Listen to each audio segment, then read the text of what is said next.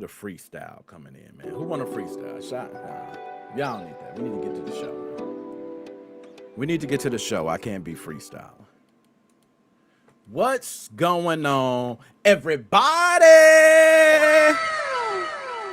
Yo, that sound, damn, that was loud. Hold on. We gotta turn them sounds down, bro. That was crazy. Let's test that again. Right, that's a little better, man. Damn, that banged my eardrum out. Wow! I mean, I don't need to hear that too early, man. What's going on? Shane, Melbourne, Australia. Dap me up, Hairy Knuckles and all. I got my man Devin in the building. What's going on, my dog? Dap me up, Hairy Knuckles and all. We got a lot tuning in. We got 17 so far tuning in live. So we want to go ahead and get this show on the damn road. First and foremost, we got to send a big shout out to all the podcast listeners out there. We're growing. Bam. Y'all know how that is. Other than that, man, let's jump straight to the show. I ain't going to waste your time. You know what I'm saying? All right, let's get to it, man. Y'all know what time it is. It's gaming gone mother loving wild. Yes, we talk about gaming crimes that happened recently. We want to make sure that gaming crimes get covered. A lot of times, video games just get skipped over when it comes to crimes. And that's what we are here for. We've been covering it for a long time. Very popular segment. And we got some great stories today. So I thank everybody for tuning in. Without further ado, let's go ahead and jump right into the first story. All right. I told y'all we ain't wasting no time with it. All right. Now, hopefully I got this right. You know, we're trying to do the virtual, what do you call it? The vertical and the horizontal, the landscape. We trying to do something. We stepping it up. And get that NickMoses off, man. Why you even got, don't put my name up. We know what it is. Yes, what you see right here is true. I want you to go ahead and just take a look at the pictures. I think the pictures say enough. Josh, what's going on? Dap me up, Hairy Knuckles, and it's all. How you doing, sir? You are here for a wonderful show today. All right? A man in Oregon just got sentenced after police say he secretly lived under a family's townhouse for almost 3 months. You can't make this up. And this was not just somebody hiding in a corner. You can see the photos right there. This is someone who was literally living a good living there. Now, I believe the name is Benjamin Baker. Might be Benjamin, I'm not sure. All right, how to pronounce the name. But Mr. Baker is 41 years old and was convicted of first-degree burglary in Clackamas County. And I hope I got that right for y'all, okay? He was also sentenced to 3 years in prison. That's rough.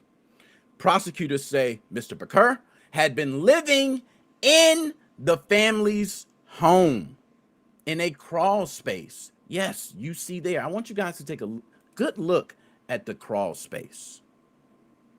Okay, a good look. Because that crawl space you see there, he was living there for quite a long time. According to investigators, Mr. Baker had basically built himself a hidden gaming bunker. Yeah, video games. Yes, investigators said the crawl space had string lights, cooking burners, a gaming console, couple games. He was in there. He had a full life going on inside of here. Amazing.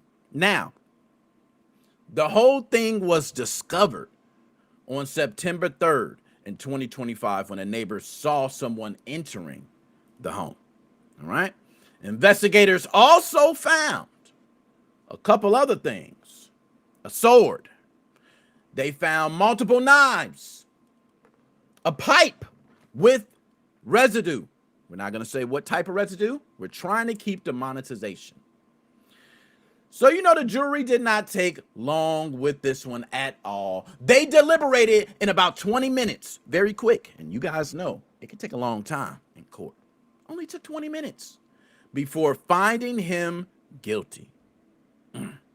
Now, prosecutors say Mr. Baker had been the roommate the family never knew they had for a very long time. And that is the creepiest part of the entire story, because this was not just someone trespassing. This was someone making a full living playing video games, string lights, everything inside of your home for months. We got the gentleman's face right there. We need to have him on screen. I think it's only right. This is disturbing how normal life could continue, right? The family was going to sleep, waking up, raising your daughter, living the dream.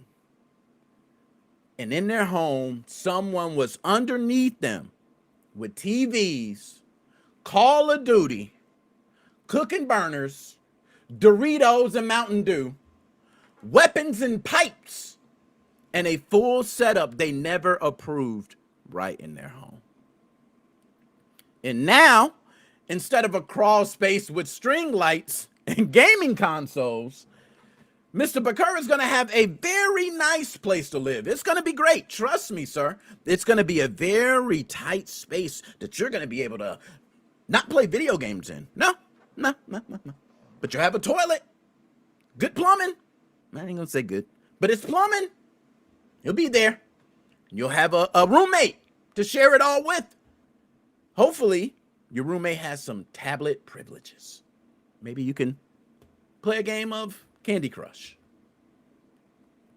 Enjoy, sir. So, without further ado, that's that story. It's disgusting, okay? I want to ask everybody here right now, what would you do if you found in your crawl space of your home someone was living there?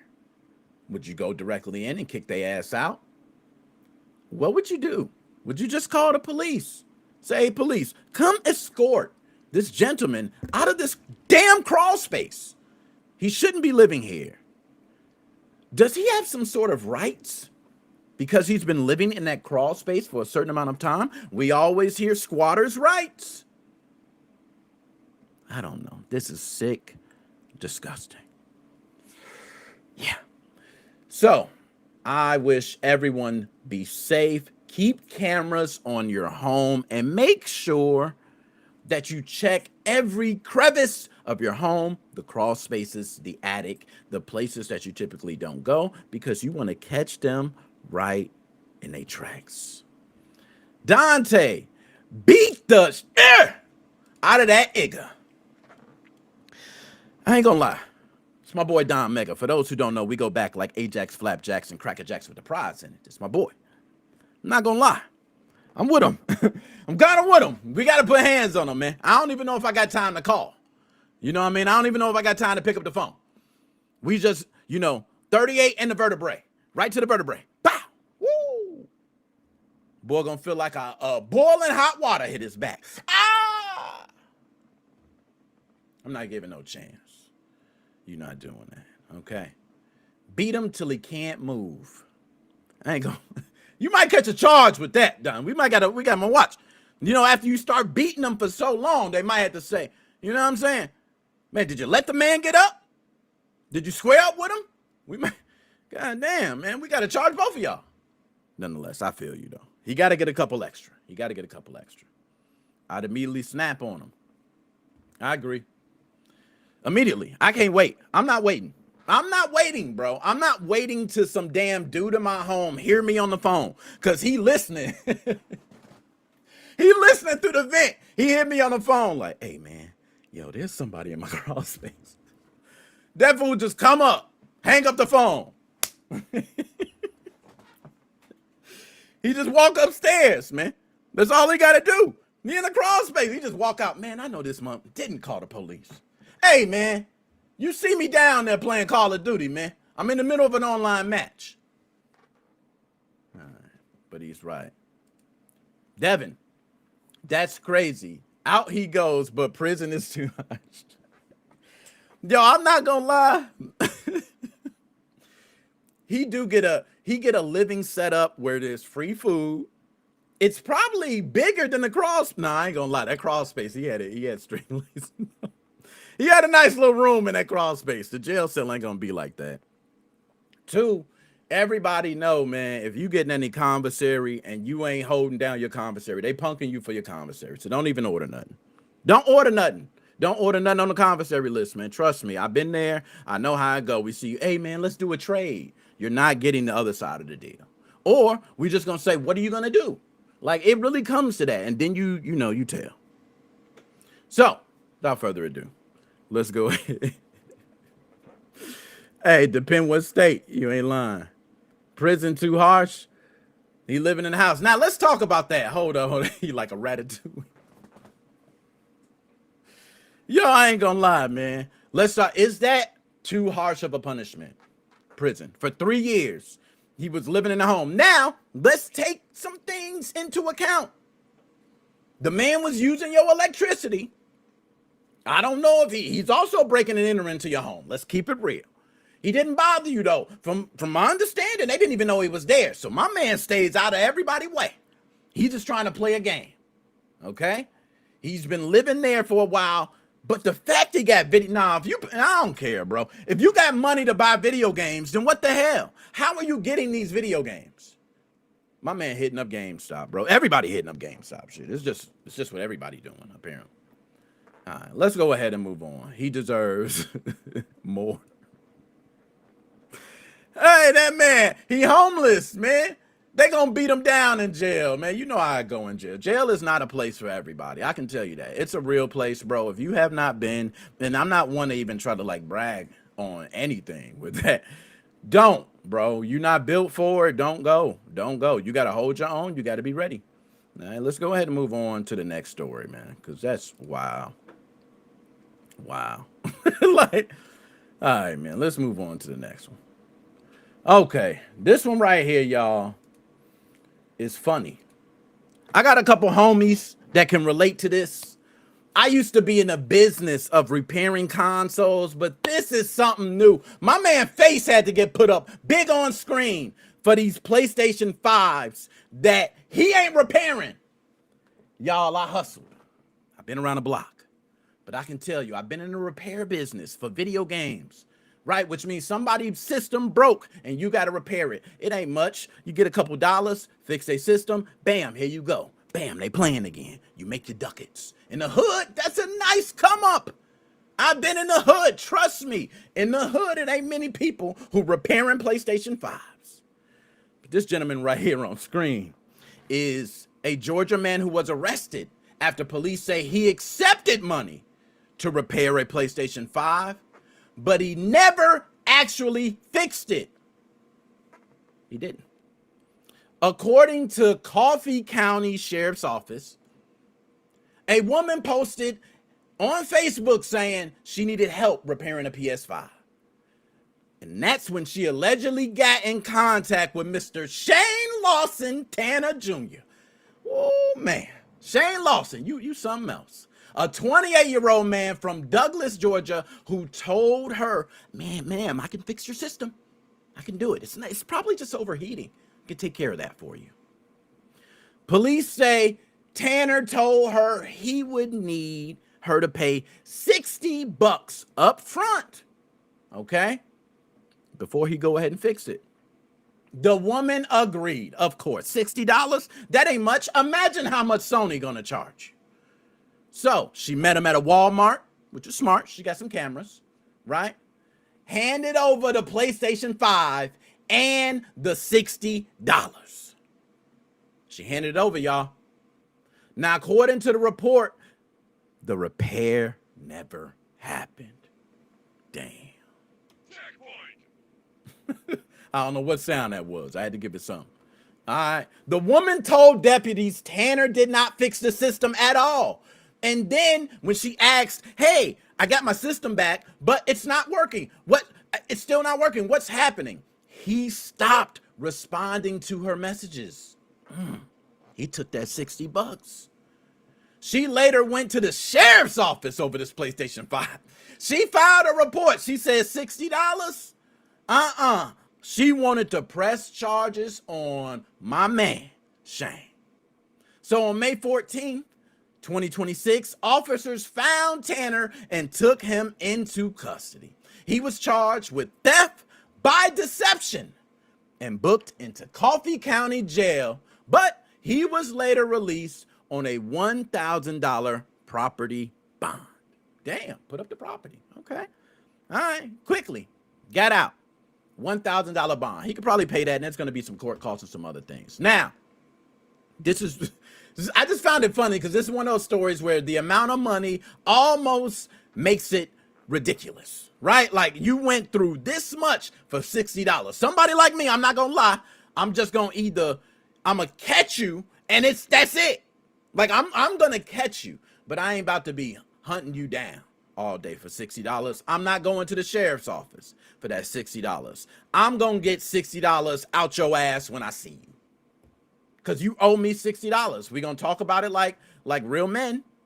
And if you don't want to handle it like real men, then I guess we both have to start resorting to real stupid things. That's what I'm saying. All right. But nonetheless, if you get your PlayStation 5 fixed, watch out for my man Shane, y'all. And not the Shane from Melbourne, Australia. We got him here, man. My man Shane from Melbourne, Australia. I rock with you, man. Dap me up, hairy knuckles and all. When you come to the States, man, let me know. We here. We here, man. You know I'm all over.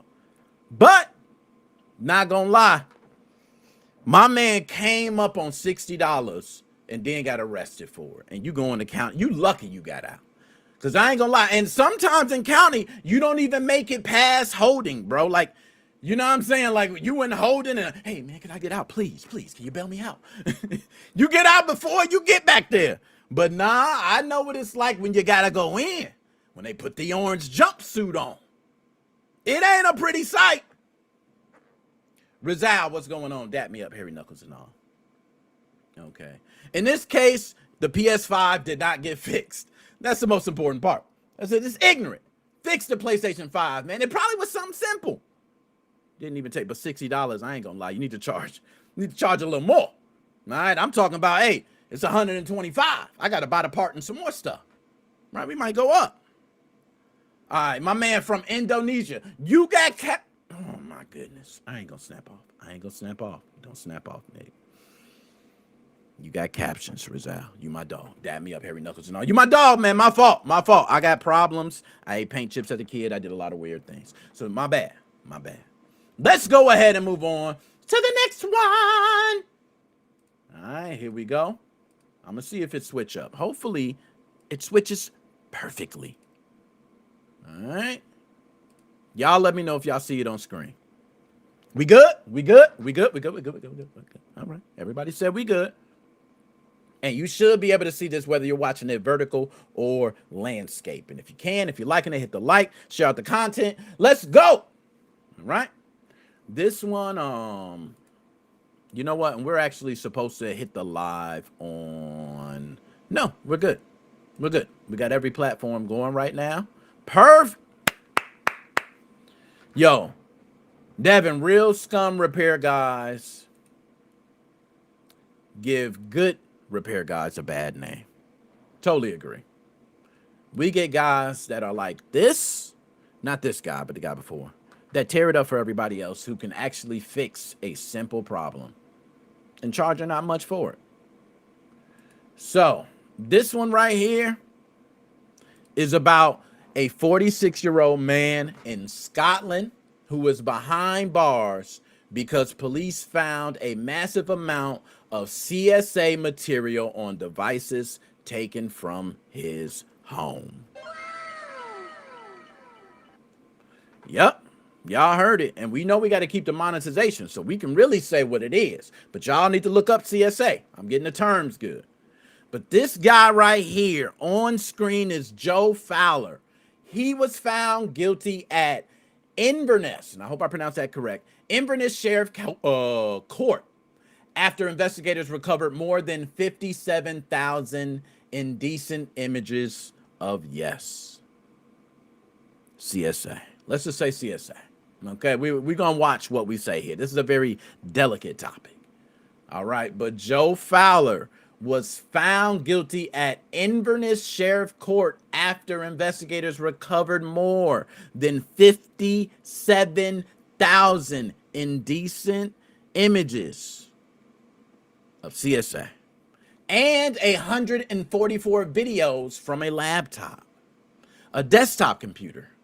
Hard drives were seized from his former home in Highland area. Now, the court heard that some of the material was classified in the most serious category, and prosecutors said the files involved CSA ranging from little all the way to before they get big. Okay? You hear me with this? Notice how I'm doing the wording. Okay? He may have been... Oh, yeah. Yo, y'all are so funny in the chat, bro. Dab me up, Harry Knuckles. No, my man Sean. I ain't gonna click on that, Sean. I ain't gonna click on that. We got the podcast listeners, man. I'm trying to save them a little bit. Okay. Investigators also found disturbing footage connected to a video game style file involving, I almost said it, CSA little ones. Yes, video games.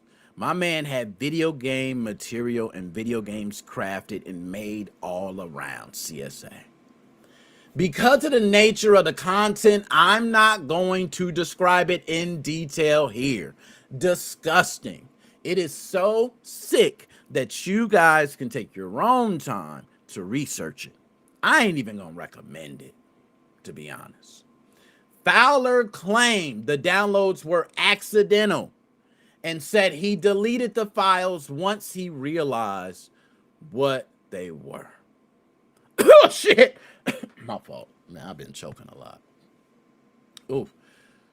A police cybercrime expert testified that some files appear to have been downloaded over months, possibly years, and that some of the titles had been played way more than once. Accident. I accidentally played it 30 times. The same expert said he did not believe the material was downloaded accidentally, not one bit. After 3 hours of deliberation, notice this is 3 hours of deliberation for this case. In the other case, we talked about 20 minutes. But after nearly 3 hours of deliberation, the jury returned a guilty verdict, convicting Fowler of intentionally downloading the content.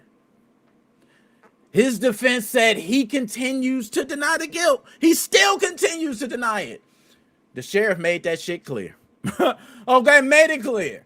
Because of the number and nature of the images, there would be no alternative to a custodial sentence. Fowler remained in custody, placed on the offender's register list, and sentencing is being deferred until next month.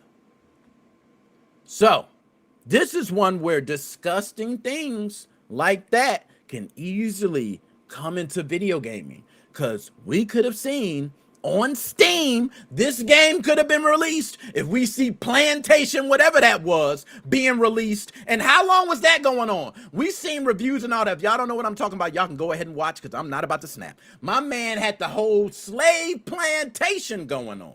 That's crazy. That's crazy. So, my man Romy Rome, let's go ahead and pull it up, because I pull up any haters' comments. I think you need to look in the mirror. You a hater, and I don't even know what you're talking about. Romy Rome, dap me up, Harry Knuckles and all. That was the realest comment ever. That was so real. You know what I mean? I got to give you props. You're right. Biggest hater there is. A matter of fact, let's do it like Bret Hart. The best there is, the best there was, and the best there ever will be. How about that? Now you can't beat it. All right? Let's go ahead and move on to the next story. This guy is disgusting. I don't even want to talk about him much more. But man, when money gets involved and you start talking about these inappropriate things with CSA material, it's disgusting. It's real disgusting. Let's go ahead and move on to the next one. And everyone, I'm going to pull it up on screen now. Should show up properly. All right. Hopefully everything comes up correct. All right. There we go. We rocking and rolling. We rocking and rolling. Now, hopefully this goes everything smooth. Houston police. Let me shout out Houston police, man. Big shout out to Houston police. Dap me up, Harry Knuckles and all. I ain't been out in Houston, y'all, but y'all tell me it is so beautiful. And Houston police do not bullshit at all. I've heard that multiple times. Houston police say An undercover investigation into illegal gambling led to a SWAT raid at Southwest Houston Social Club. And a lot of different tables, right? Cards. Like, isn't this what you do at a social club? Am I wrong? I don't want to go, but let's go through the story first. There was a raid at a Southwest Houston social club where officers seized more than $350,000 in cash. A lot of money. Now, the raid happened Wednesday night at Lucky J Social Club on Richmond Avenue. According to Houston police, nearby residents had complained for months about suspected illegal activity and gambling and other activities inside the business. They were complaining it's been going down for quite some time, and they felt like police weren't doing anything. Well, investigators with HPD's Vice Division sent the undercovers, sent them into the club multiple times. Matter of fact, they went undercover and confirmed that illegal gambling was taking place inside. The club allegedly kept its doors locked and had armed security guards. They really were locking this place down. But you can't do nothing when SWAT come in, man. SWAT, this is what they do. They give them all the rights in the world to do everything, and they got all the artillery. That's what they do. So police used the SWAT team to serve the search and arrest warrant. Yep. And what do you think happened? Officers went in, and authorities said roughly 80 to 90 people were inside the joint.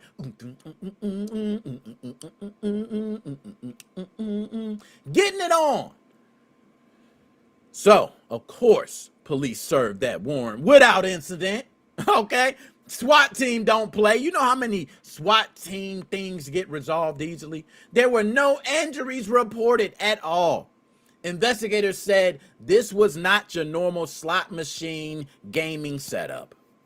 Because, you know, usually it's just ching, ching, ching. You know, they're not supposed to be doing it. But it was a lot more. Police described this setup. They not only did the slot machines, they were doing the gaming tables, the card games, the chips. They said this appeared to be the good old, what's the password? Walt sent me type of joint. You know what I'm saying? They saying it's them type of joints where you get the password, they lock you in, lock the door, and you like, you know, you playing and that's it. Yes, it appeared to be even a cashier's booth where they exchange money. Yes, so HPD had to arrest 3 damn people, okay, on gambling promotion charges. That don't sound like enough. Sound like these guys gonna get off. If you ask me, I'm gonna be honest. That's it. Do we got something else? We got no. I mean, officers seized $351,000 in cash. That's a lot of money. I'm not gonna cap. And other evidence was tied to the gambling investigation. Man. So, police also issued citations. Ooh. Okay. They were issued for the building, fire code, health violations. Oh my God, I'm going to fine you to death. That's crazy. But this is what happened. So, a lot of people are on the fence, and I want to ask, how do y'all feel about mom and pop shops having these gaming machines where in states it's illegal to even play them or have them in some of these establishments, but companies use them, or businesses use them, I should say, to keep extra revenue to the business? Imagine if food is going slow, or if electricity skyrockets and now they have to pay more. That could cover those extra costs, but states say it is illegal, and also it is a target by burglars, because we see in a lot of communities they're targeting these machines. So how do y'all feel about that? All right. Joe, going on. Yo, Joe, what's going up, man? Yo, Joe. And Joe, I gotta holler at you, man. We gotta talk about tips at the restaurant, man. I gotta ask you. We gotta have that deep convo, man. All right, about tips at the restaurant. I know people pissed. They tired of tipping, Joe, and you a restaurant owner. You somebody who like them tips, Joe. Okay? You come on. Matter of fact, let me know when you finish, whenever you come on. You know what I mean? I just come on. We'll talk about it real quick. You know what I mean? It's something we can cover real quick. Just before I even, just let folks know. We had to talk. I be wondering about tipping too. Like how you feel personally about it. You know what I mean? Like, I don't know. That's just my bad. Let me go ahead and put the link. That's my fault. Link in the chat, man. All right, there we go. Link in the chat. That's my fault. Let's go ahead, man, and yeah, there you go. There you go. I got the link there, man. Anytime you're ready, Joe. You pop in, man. We're just gonna go ahead and jump to it. Because I'm gonna be honest, the tipping culture, man, there's people frustrated, but you as a restaurant owner, you like, man, I need my tip. Right? I would feel like, hey, man, I served the table. It's 10 people. Y'all can't leave me no $2 tip. No. Right? You a person that might just put, hey, let me hit the gratuity on the bill. Bow. Oh, man, it already comes. Right? I don't know. So,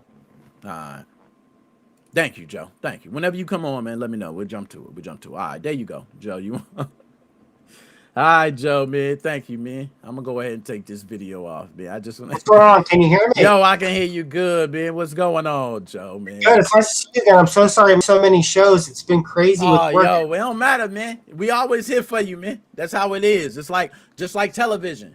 You be like, man, I ain't see 3 seasons, but you come back, the 4th season's still there, man. You can catch up. You know Still what I mean? on fire. You know, congratulations on your 4,000 subscribers. You just hit 4,000. Yo, I did. Oh, snap. Yo, big celebrate. Woo! Yo, I'm right behind you. I'm at 3,500. Yeah, you gonna be there no time, man. You know how I go. Before you, next thing you know, you turn around, it go up. You know what I mean? So, Joe, I gotta ask for everybody. Now, you are a restaurant owner, for those who do not know. Yes. All right, that's correct. All right, there we go. So, Dante's Italian Bistro got some delicious food, man. I can tell everybody here personally. Okay, that come from the heart. So, Joe, let me ask you first. How do you feel about tipping culture overall as a whole? Because there's some people that feel tipping fatigue, and they come to places like yours and say, man, I don't even want to tip. Yep. You know what I mean?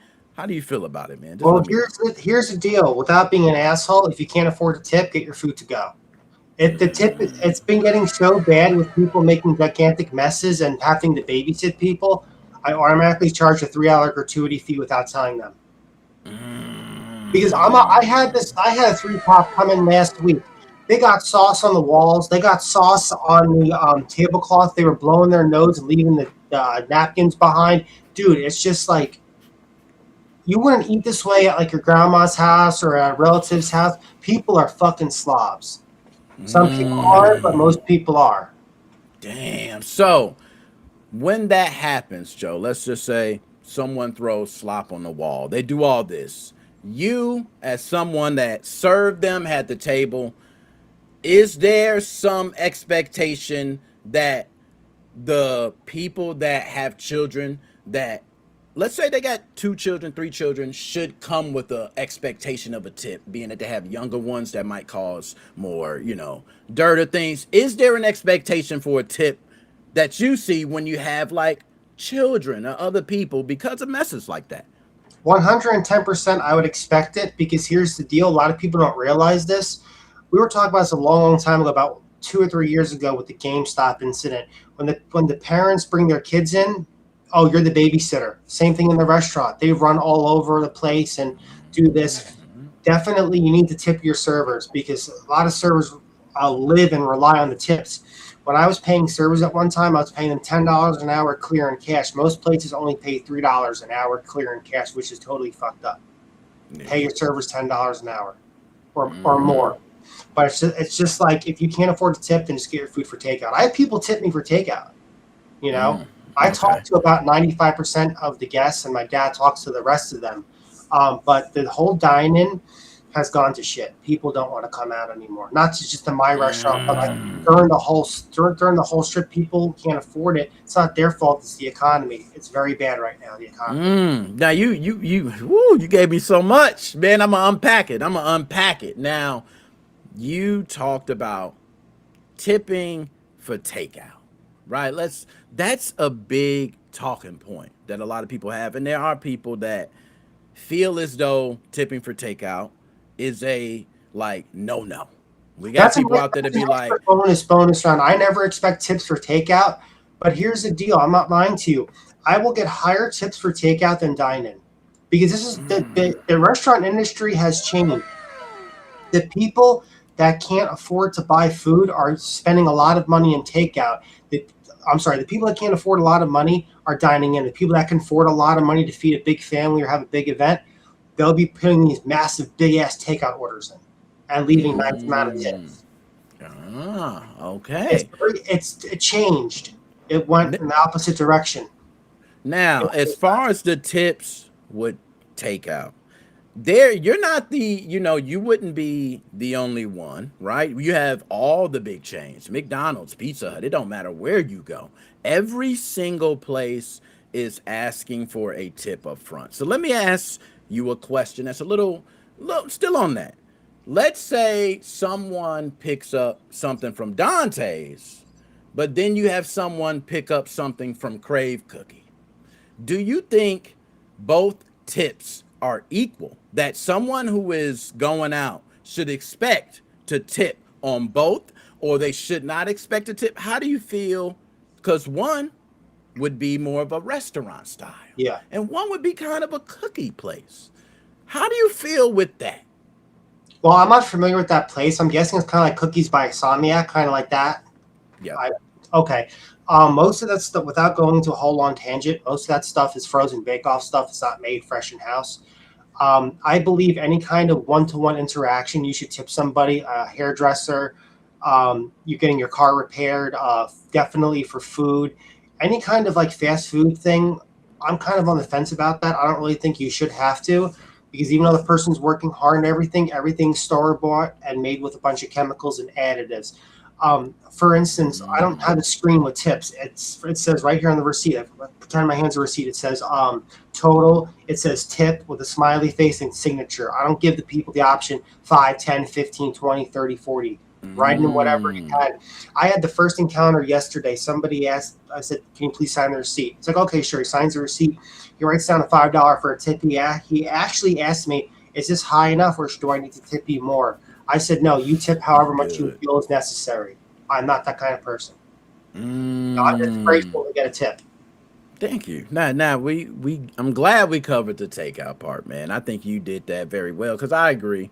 I feel as though very similar to you. And then I feel differently with mom and pop restaurants versus a fast food giant, right? Yeah. Or even a major restaurant chain.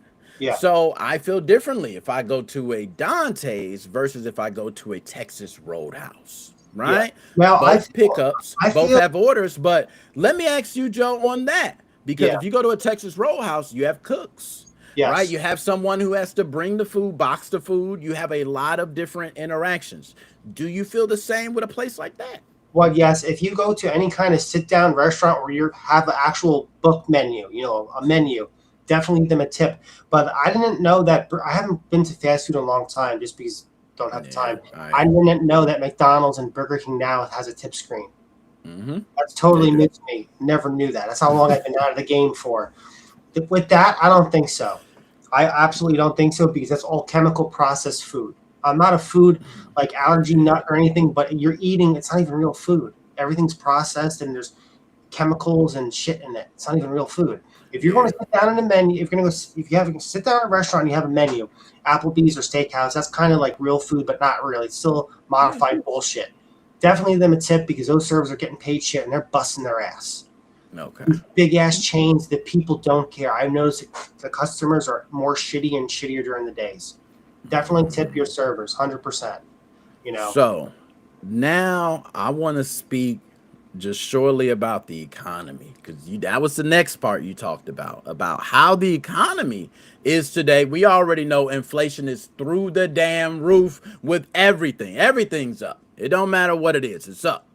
So how has inflation what has it done to your business? Right? Because there's a lot of restaurant owners out there who are going through it. There are some who maybe like, hey, things changed, but I made it through it. Like, What have you noticed, and what has it done to Dante's? It's extremely bad. A lot of the ingredients went up. I'll give you an example. 6 months ago, I'm not lying to you, a case of fresh tomatoes that you put on a sandwich. I'm making this Okay. simple so people who don't understand the business understand. Fresh Cajun tomatoes, about 20 pounds of fresh tomatoes was $17. 1 month ago, they went to $80. Now they jumped back to 50 to 40. Now they're $28 a case. The tariffs are horrible. Nothing's made in the United States. I don't care. I will fight you tooth and nail. Everything's made overseas. I'm going to give you an example. Cocoa is extremely expensive for baking. Chocolate's very expensive. It's made with cocoa. Coffee's very expensive. Everything's made overseas. We don't have the technology to make the stuff here. I don't care what anybody says. Everything has gone up. I'm very behind in my rent for the restaurant. My landlord's been very nice to me. The customers are fucking broke. They're broke. Yeah. I'm running specials, all-inclusive specials for $13. These fucking people can't afford to buy them. That's how bad it is. I'm having people buy premium stuff, and the people that can't afford the specials aren't even coming in anymore. And everything's made homemade and everything. If I had the money and if I didn't have my 2 antique cars and the restaurant, I would move overseas. I don't want to be here anymore. I'm totally sick and done with the United States. Yeah. I would miss my friends. You ain't the only one that said that. See, I've heard others say that. It's so bad. I'm 37. I'm 37 years old. As of right now, if I wanted to start a family and to buy a house, I can't do that. Even when I want to do that. Yeah, it's crazy. I feel bad. I have friends my age that have 4 kids. And I'm like, God forbid something happens to you or your wife, you lose your job, things are going up. I'm going to give you an example, Nick. I had a 6-top come in a couple days ago. They looked at the menu and walked out. I've lowered my price 3 times within 1 year. Usually restaurants are doing an increase of 4 times with 1 year. Yeah. The economy is total trash. It's total trash. And I will agree with you with the economy. It is bad. Every time I turn around, something's going up. People are getting laid off. You know, like you mentioned, tomatoes or it's something new, right? That just skyrockets. Eggs, 1 second, it's this, and you know, I'll give you another example. I mean to interrupt you. I used to be able to buy. It went down in price. Produce has gone down, which I'm very thankful for. 4 weeks ago, a 5-pound bag of fresh peppers was $19. They used to be $5. It doesn't sound like a lot, but you add everything with everything I cook with is all made with real ingredients, fresh fruit and fresh vegetables. All my shit's gone up. It was so bad. I took seafood off the menu. A case of shrimp used to be $50. It's now $100. I took it off the menu, and people look at me, oh, how come you don't serve shrimp anymore? I said because of the tariffs, but they're made in the United States. I'm like, no, they're not. Nothing. I tell my customers, nothing's made here. They don't, Nick, these people don't understand. I'm not calling them stupid. They just don't know. Nothing's made here. When it says made in USA, let's say you buy a toy. It's made in USA. No, it's not. Those dye molds, those hypodermic molds in the boxes are made overseas, so you're paying a tariff tax on it. Nothing's made here. Exactly. Nah, you dropping gems right now, Joe. I ain't gonna lie to you, man. That's why I had to bring you on. I wanted to talk about it because I know there is no one better to talk to about like tipping culture, the restaurant, you know, and a lot of people see it from the consumer side. I'm gonna be honest. So let's just paint the consumer picture of someone who does not care about the other side. They go to a restaurant and they go, man, McDonald's went up on the double cheeseburger. Burger King went up. Taller now too. You're paying more. It's called shrinkflation. You're paying more and you're getting less. I have to do the opposite. I have to give them more and charge less, and they're not buying. And that goes to show you something. My friend, his name is Joe. He's younger than me. He lost his business. He did Asian bubble tea. He didn't even make it 1 year. Yeah, he said, Beatrix, they had Forrest Gump in mind and thought the shrimp came out the Mississippi. Oh, we got every type. We got this time. We got this type of shrimp. We got one of those shrimp. We got when I was thinking about tipping, you know, and how consumers think, they go, yo, prices of all these different foods go up. Now I can get the same deals, but I have to go through an app. You're forcing me through an app, right? So it's like an extra step. Do you know why they do that? It's Why? automated, so they have to pay the people less money. Mm. Because instead of hiring, let's say, a front end person, in case you don't know, is someone who answers the phone like a receptionist, like at a dentist, but in a food place. Hello, how may I help you? They don't have to, they're paying people less. AI is eventually going to take over where we don't need anybody working in the front to answer phones. I can't afford that technology. Otherwise, I would have that and have my dad stay at home. My dad comes to the restaurant, answers the phone, and does that kind of bullshit with the interaction with the customers. If I had an AI tool that I could afford to rent out, I would. Yeah. Dude, And we already know that's expensive. I'm not lying to you. 95% of my business is takeout. The other 5% is dine-in, which is fine with me because I can't even afford to have a server. I have an emergency server that I use on call, and she understands what's going on with the restaurant. She's been with me since day one. She understands. Dang. But it's kind of like, it's crazy. I'll give you another example with the tipping culture. I bought a flash cart for the television. I went to go check out through the guy. He's a modder. And it's like, oh, there's a tip from this amount to this amount. I gave him a tip because he makes the stuff. He makes the stuff. It's not something from China. He gets the Pico boards and soldering, and he makes 3D prints the shells and everything. I'll show you real quick. Give me 1 second. Yeah, go ahead. So I see what you mean on that. You know, you tip people that you feel like are the money's going to a get calls. The money ain't just going to some random spot. Okay. Yeah, it's from the television. The television was made like I think 1978. It's old school. Yeah, super old school. I ain't gonna lie, and television was rocking though, man. You know what I'm saying? Television with the little turn dial it had on the remote and all that. Oh man, that's so. Dude, I've been buying up vintage video game stuff like crazy. I love the video game stuff. Oh yeah, you know that's where it's at. Retro games is where it's at right now. That's like where everything headed. It's just retro. Everybody bringing back all the retro games, retro systems, old games. That seems to be where it's at. I don't know. You know what I mean? You need to get yourself a PS5, by the way. The jailbreaking scenes are on fire. Oh, I already know. It's off the chain. And the problem with me is I ain't got time, man. I ain't even got time for look, the Switch.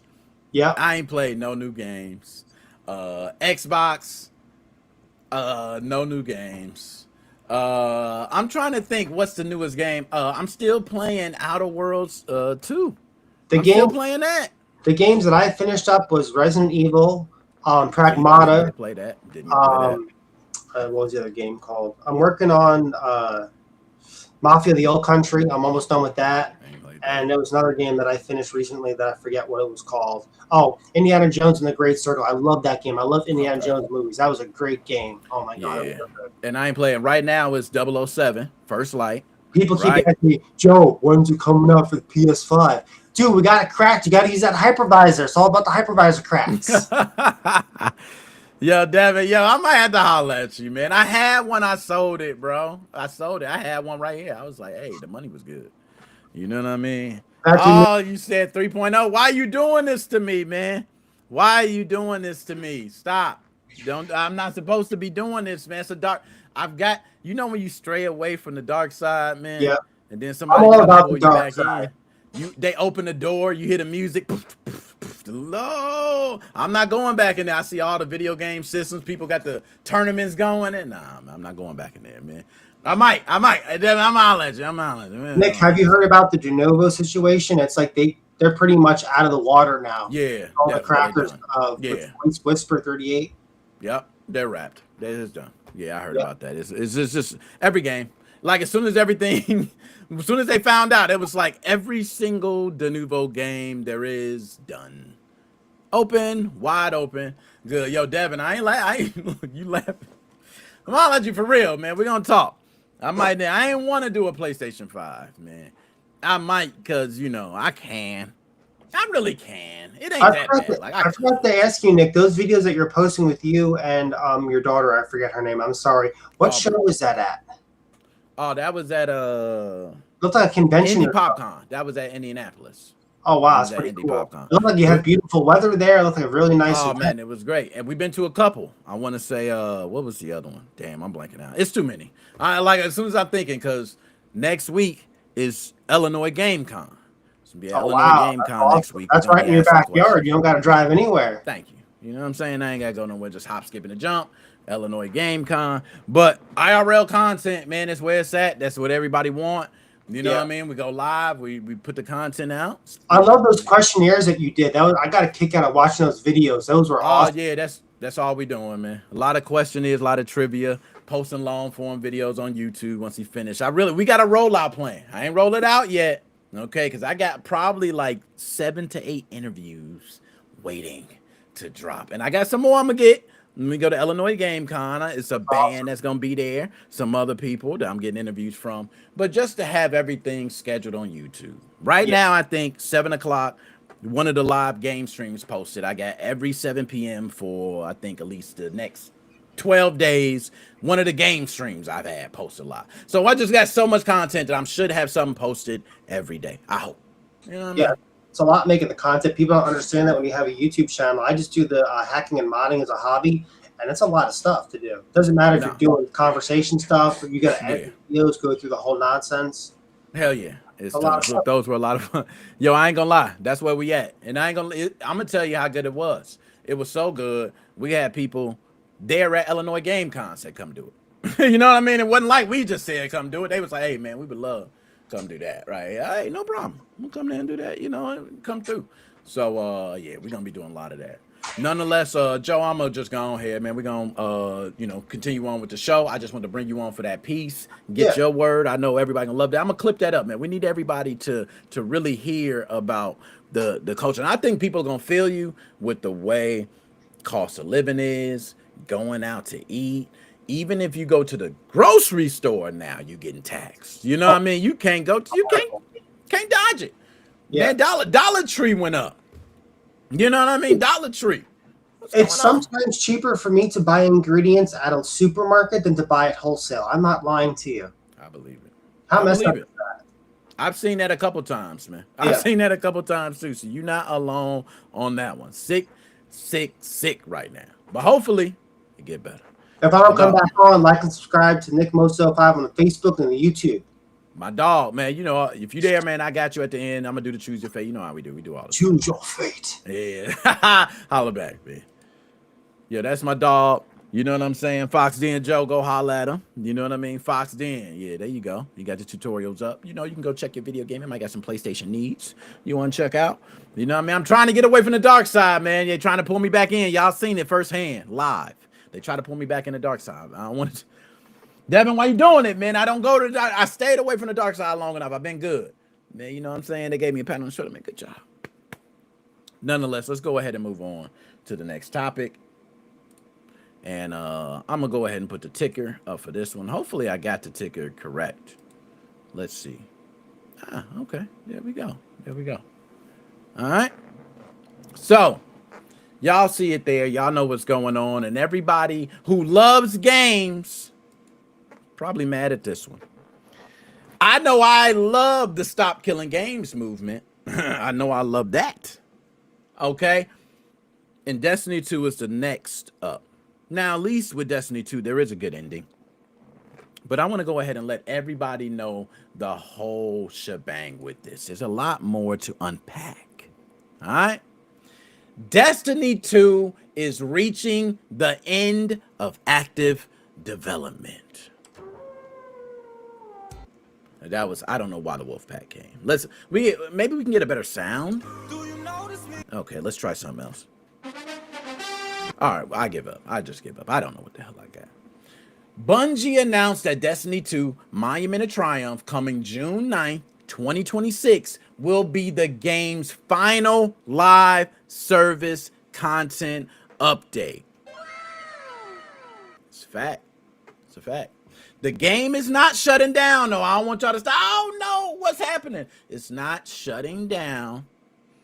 Destiny 2 will remain playable similar to the original Destiny. Everybody remember the original Destiny. So it's going to remain in, I guess, like a maintenance mode. So it's going to be active. You know, content development is coming to an end, though. And that's after almost 9 damn years. We got to give it up for him, man. Do we got anything? Damn, we got to get something else. There we go. Booker T. Give him a can you dig it. 9 years, man. I ain't gonna lie. Destiny 2 had a good run. Great game if you haven't played.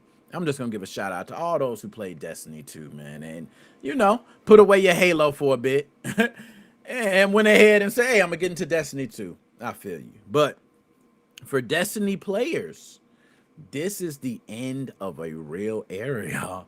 Like, this era of Destiny is over. This was not just a shooter people played for a weekend, y'all. This is one people thumped thousands. They thumped it. They ain't dump it. They thumped it. But people dumped thousands of dollars into Destiny. Destiny 2 became a routine for a lot of people. Raids, different guns, seasonal events, expansions, exotic weapons, meeting with your friends, armor grinding, PvP, the late night missions, years of memories, man. I could tell you, I'm one that know about Destiny 2. I wasn't in like everybody else, but I was in. Okay, I was in. So when Bungie says the game is moving into its final service update, hit different. Hit, y'all. Hit different for the people that treated Destiny like life. Hell no, but yo, it hit a little different, man. Destiny 2 is ending. It's a sad ending. I'm sure a lot of people wanted Destiny 2 to continue to go on, or maybe just Destiny 3 to be right there. But no, it's not happening. So the bigger problem with modern gaming today is why we come back to this same talk every time. What do we actually do when we pay for digital games, bro? Destiny 2 still going to be playable. So this ain't the same thing like we dealt with in all the other ones. This is not a full shutdown. Thank the Lord. This is not the crew situation. Thank you, Lord. But Destiny has already had years of paid content. It's all going to be vaulted, changed, removed, unplayable? What? It's unavailable. That's where me as a player would be frustrated as hell, because when you spend money on expansions, seasons, cosmetics, content, all types of things, the company still controls the long term. That's why I believe this still connects directly to the Stop Killing Games movement. The movement took off, for those who do not know, after Ubisoft shut down The Crew. Now, The Crew was one of those games that required you to have an online connection even to play the damn thing. So it became unplayable once the servers turned off. That's crazy. The argument that they have is that it costs a lot to run these servers. I say the argument is not that companies should update games forever. I don't think they should update games forever. That is not realistic at all. I don't think so. I don't expect a company to be, Sonny, let's log into my account back when I was 6, and I'm going to show you all my achievements. I don't expect that. But the argument is, when a company sells you a damn game, there should be some kind of end-of-life plan going into it so the game does not disappear when the publisher is done with it. Period. Point blank.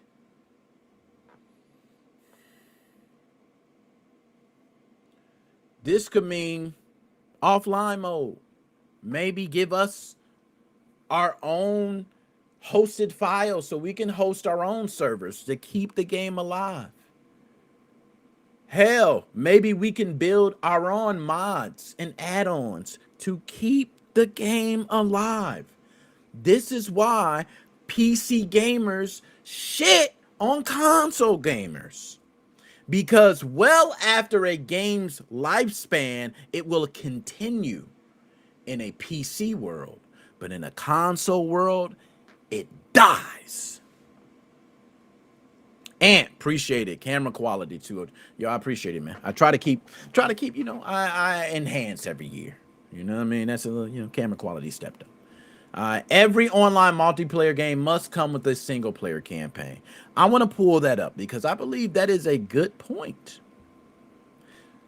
Every online multiplayer game must come with a single player campaign. So therefore, you cannot release a game that they could stick you to an online only mode or a co-op only mode, which means you might have to sign into a server.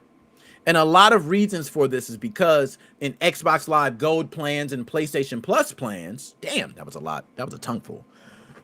They actually are charging you for that plans, and then you play with others. You can't play with others if you're not part of that plan. So a lot of people pay to play. Let's be honest. That's a shitty deal from the jump. We need to rewind the truck all the way back. That's the shitty deal. The fact that I gotta buy Xbox Live Gold to play with you online. That's the shitty deal. Then we got you know what? My bad. But they could provide some sort of offline support mode, whatever you want to call it, private server, right? Give me some private server support, a final patch that lets the game keep functioning without depending completely on the internet or the company.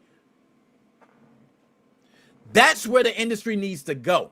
Period, point blank. They need, if you're going to take away physical ownership, you need to give us some sort of digital ownership.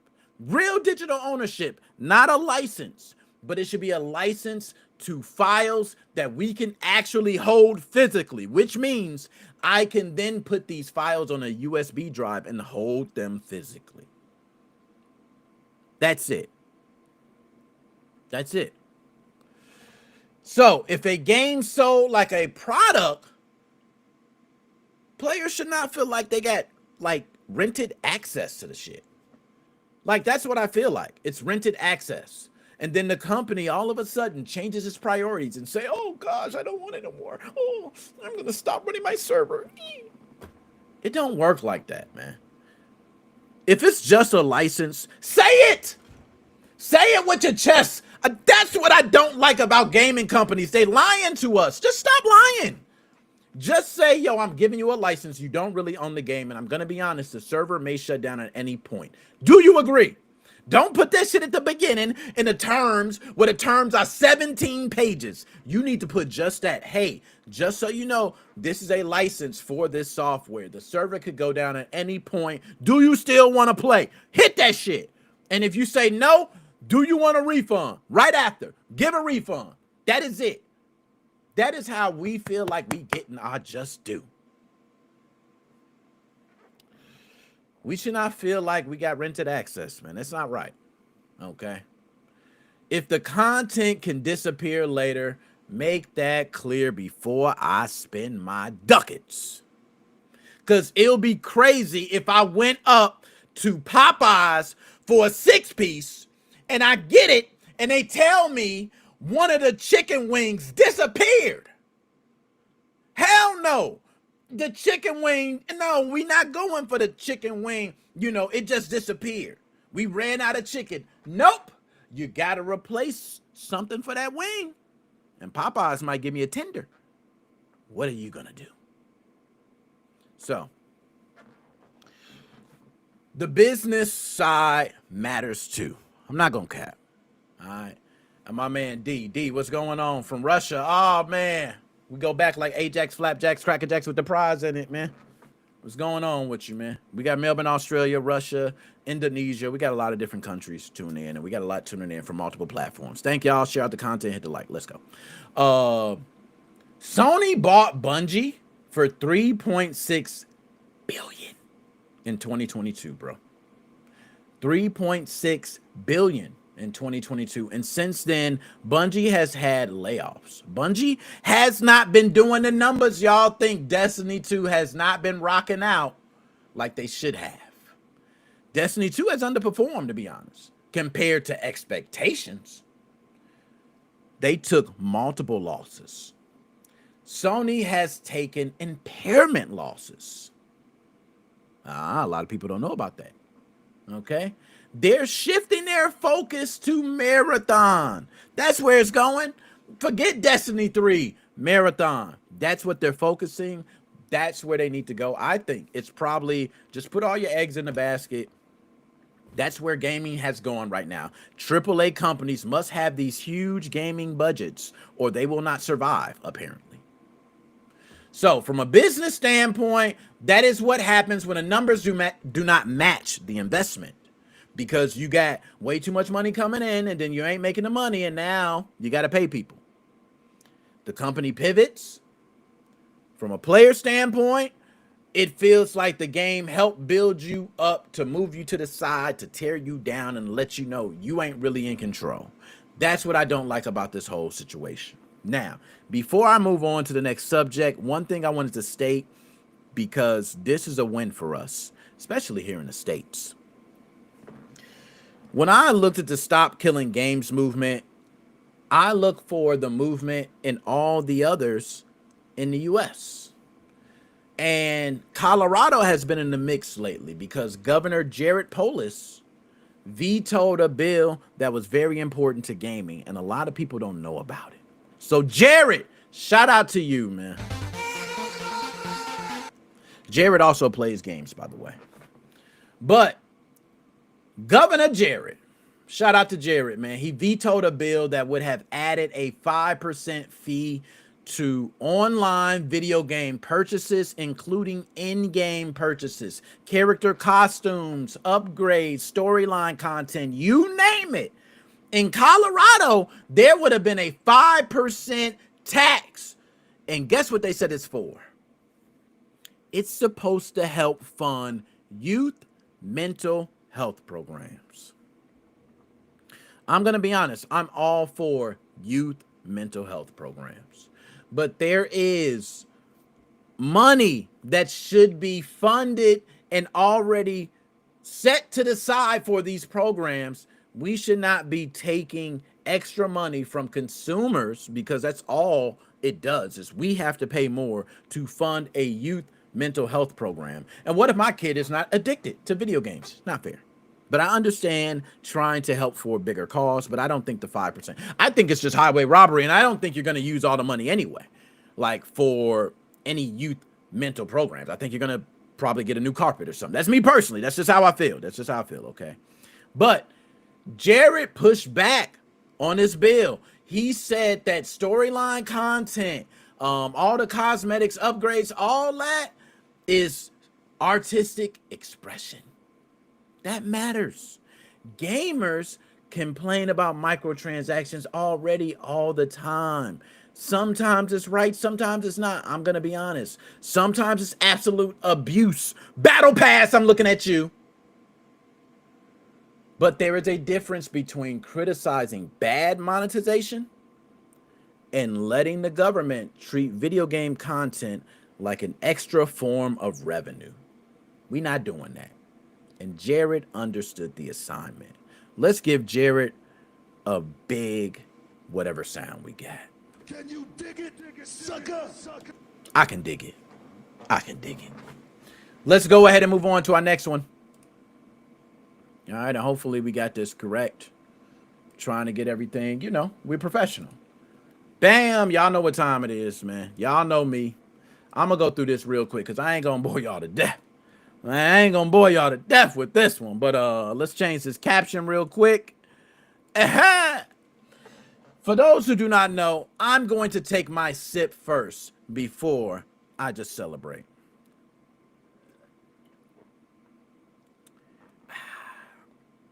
Starbucks cup. Feeling real bougie today. Y'all, we have felt the pain from Call of Duty. As a Call of Duty representative for a long time, we were stomping out every first-person shooter that came along. I don't care what you're saying. But our last franchise needs to be forgotten.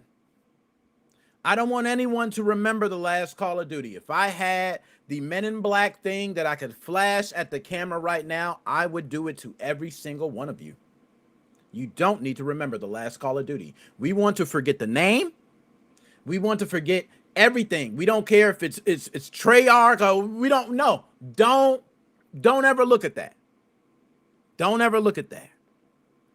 You look at Call of Duty Modern Warfare 4. Talk to me nice. Nate Mo in the building. What's going on? Nate Mo already know what's up. We ain't got to talk, Nate Mo. We Call of Duty. We been there. Hey, many nights, man. Nate Mo been on there. We been, tag team back again. Rex and the Faith, let's begin. Body on, body be. We come on. But Call of Duty Modern Warfare has officially been revealed, and this one already looks like it's going to be the best there is, the best there was, the best there ever will be. It's going to be the most talked about Call of Duty release in years. It is going to be the Call of Duty of Call of Duties. And the game is set to launch on October 23rd, 2026 on PS5, Xbox, and that's a Series X and S, okay, PC, and Nintendo Switch 2. But there's some sad news. It is also the first Call of Duty to completely leave out PlayStation 4 and Xbox One behind. Round 2. Fight. That's true.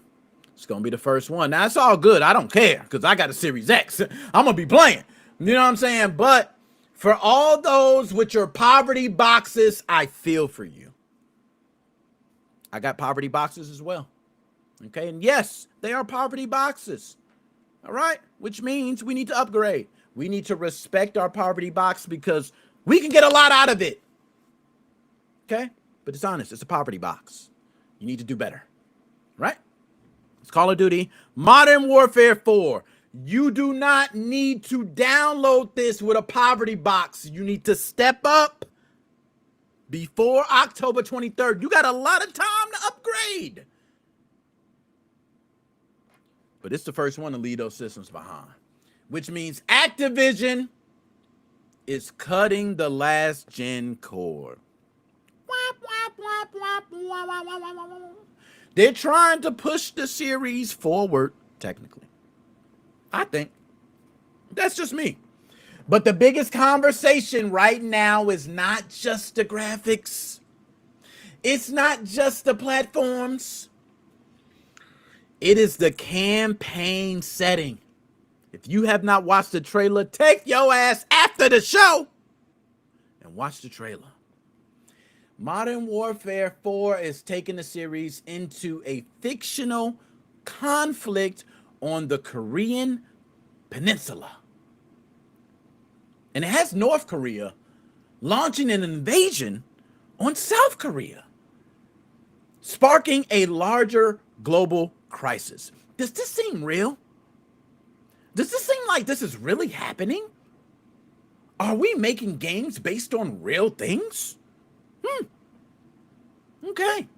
The story follows some new characters, including South Korean and American Marines. All right? Oh, I believe they're South Korean conscripts. Is that how you pronounce it?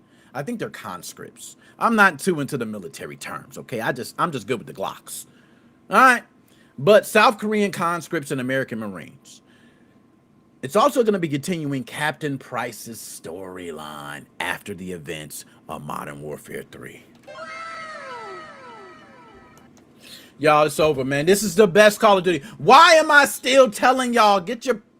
You know what? I ain't gonna say nothing. I'm gonna just tell you, watch the trailer after this. So, and I'm gonna be honest, on paper, this sounds like classic Call of Duty, right? Classic. I know. All y'all that ain't the Call of Duty fanboys like me, I'm a person that respects Call of Duty to the fullest because I know what this game series really is. Big global conflict, ooh, real world tension, oh, cinematics, oh. But I will say this is also where the controversy really starts. The real Korean War never officially ended. Why are you playing with real war? I gotta ask Call of Duty. Call of Duty, was last year that bad that you say we gonna have to resort to using real-ish? Sad to say, I kind of like it. I don't like playing with real conflict, though. It ain't cool. Because if somebody play this and get real feelings and it does some real-ish, that ain't cool. But movies do it. Music. Can video games get one off? If any franchise can get it off, can Call of Duty get this one off and we not take it personally this time? Can Call of Duty get this one off? And can we not take it personally this time? Please. So, as far as the Korean War, it never officially ended. It's been under, I don't know how to pronounce that. What is it? Like I could think of the word. It's an armistice or something. I don't know what it is, but it's been under that for a long time, okay? Many families have been affected, and the history is textbook. Like, a lot of people know this who know history. I failed history. I am terrible at it. I don't care. I just saw the trailer. I felt it. It felt real. I've been waiting for the real. Do you know how fake that last Call of Duty felt? We don't speak the name. Don't speak the name. Nobody here even needs to speak the name in the chat. I forbid the name. That Call of Duty was so terrible, we will forget it. But I will say there are people who are still alive who were directly impacted by separated families because of this entire trauma. And now you're releasing a game about it. So some people, it may not be cool. How do I feel if they do, the guy released that game, Plantation, what it was? How do I feel? I don't really care. And the reason I don't care, it's not because I'm so far removed. It's just the fact that we should know trolling when we see it. We should know ignorance when we see it. And you should not engage with ignorance unless you're just going to engage with more ignorance and understand I'm trolling you. Don't get angry. All right? When a major entertainment franchise turns into a movie or a real situation, everybody start jumping up. Oh my goodness, there's no reason a blockbuster shooter should be telling these real bold stories around real things. Some people are going to see it as exploiting real world pain. I'm going to be honest. It is. It is. The same way many movies lean on it, the same way there's music that leans on it. How many rap albums have I heard where it's leaning on killing? It's leaning on it. And we let it fly. It's #1 on the charts. So, can Call of Duty get one off, y'all? Please. Get one off. Now, what else? There was some other information I wanted to talk about as far as Call of Duty. Okay, there we go. I found it here. Infinity Ward's defense is basically that real-world locations and modern conflict have always been a part of modern warfare. They said, what the hell are y'all?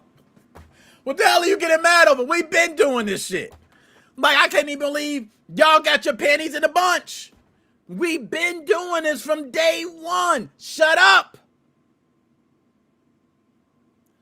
That's what they said. I found that hilarious. One big thing I did not mention. Multiplayer. Infinity Ward is going to make a big change to gunplay. Who loves gunplay in first-person shooters? I know I do. One thing they hate about console players is the aiming. They feel like, man, it's like you got auto aim. Well, guess what? Modern Warfare 4 is removing hipfire weapon bloom. You don't know what that is? Let me explain it. In a lot of shooters, when you shoot from the hip, right? You shoot from the hip. Everybody know hipfire is so damn good in first-person shooters. If you don't know how to use it, please learn. Okay? But now, hipfire used to be where your bullets can randomly spread inside the crossfire area. That's how it used to be. So you have a crossfire. If you hit fired and you had the crosshairs on the person, man, you spraying them up. But the randomness is supposed to simulate inaccuracy for, the spraying in a first-person shooter. In Modern Warfare 4, that changes. If you ain't got real shooting skills, you better step up. Because the game tracks the actual muzzle of the gun. So when you pull the trigger, the bullet goes where the barrel is pointing. So that works even if you're doing anything, even if you're running, sliding. Might sound small, but for competitive players, that is going to be a big deal. Less randomness, RNG. Competitive players hate RNG. We want more accountability. We want to know that you really did it. If you hit the shot, you hit the shot. That's all it is. If you miss, you miss. That's it. Skilled players are probably going to love it because it rewards aim, tracking, good movement, hand and eye coordination. But casuals, they gonna see it differently because close range fights are gonna be real lethal now. You're gonna miss your shots, but somebody who can aim, block out. So somebody can't just slide around a corner blazing from the hip no more. It don't work. Because you're going to slide around that corner and you're going to go boom. And your gun's going to be pointing up here. And it's going to shoot straight up. As it should. So all the sweaty players that slide around corners trying to beam people, it is a wrap for you. It is over. You are not doing that hip fire garbage. You're going to actually have to stop, aim, shoot. Who knows what kind of perks they're going to have, y'all. We got to look out for the perks. Another thing, this is the last thing before I move on, because Call of Duty I love so much, but I ain't going to keep going on. There's DMZ, y'all. Everybody know zombies has always been a thing of Call of Duty, but that last Call of Duty, even though zombies was good, we're not going to talk about the name. But this Modern Warfare 4, there is DMZ. Because Modern Warfare 4 is bringing back it as its major alternative to zombies. Right? So DMZ is, they feel, a better alternative to zombies. And I think it's a big statement to where we have come today. Because Call of Duty has had zombies as one of its most popular, side missions ever. But now Infinity Ward is taking a step back, looking into the atmosphere and seeing that extraction shooters is where it's at. So Activision is still chasing a sandbox survival like loop where you drop in, loot, and complete objectives. Nah, Infinity Ward, they know where it's at, man. We want to lean back to extraction shooters. It's what's hot right now. I'm not going to lie. They did right. Because people do like extraction shooters. It is very popular right now. And I can see this mode being popular. Now, whether it will be popular in the future, they do not care. Because they are trying to come now. Pause. So, I'm going to ask everybody out there. How do you feel about Call of Duty? Modern Warfare 4. Will this actually be the Call of Duty of Call of Duties? Will it be a good Call of Duty? Will it be better than a lot of the first-person shooters we've seen out there? Because I can tell you, this year alone, do you want to know the first-person shooters that I have played that have smoked Call of Duty? I can tell you, Ready or Not, body cam. And a lot of people don't know about body cam. I'm going to say it again, body cam. Look it up. If you have not played it, it is the most realistic shooter I have ever played in my life.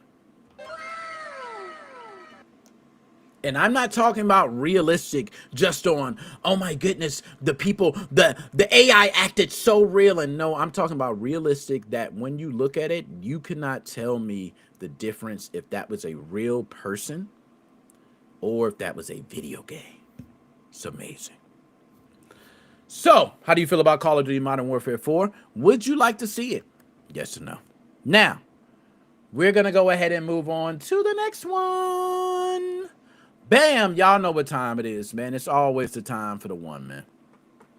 This is Dude, I Got The Munchies. Yes, if you like your left-hand cigarettes, if you got a Fat Boy snack pack, if you like to go out at 2 a.m., because, yo, I'm hungry, man. Everything closed. This is the spot for you. We talk about some of the greatest, latest foods that are hitting to your area. And you are going to love this. So please, let's jump right into it. And I'm going to pull up the chat again. I don't want to miss y'all. But I want to pull up some things before I go into it. Devin, it should come out standalone, not in a zone where all the COD are. Okay. Petrix, this is another one. As far as Call of Duty, could be a great game.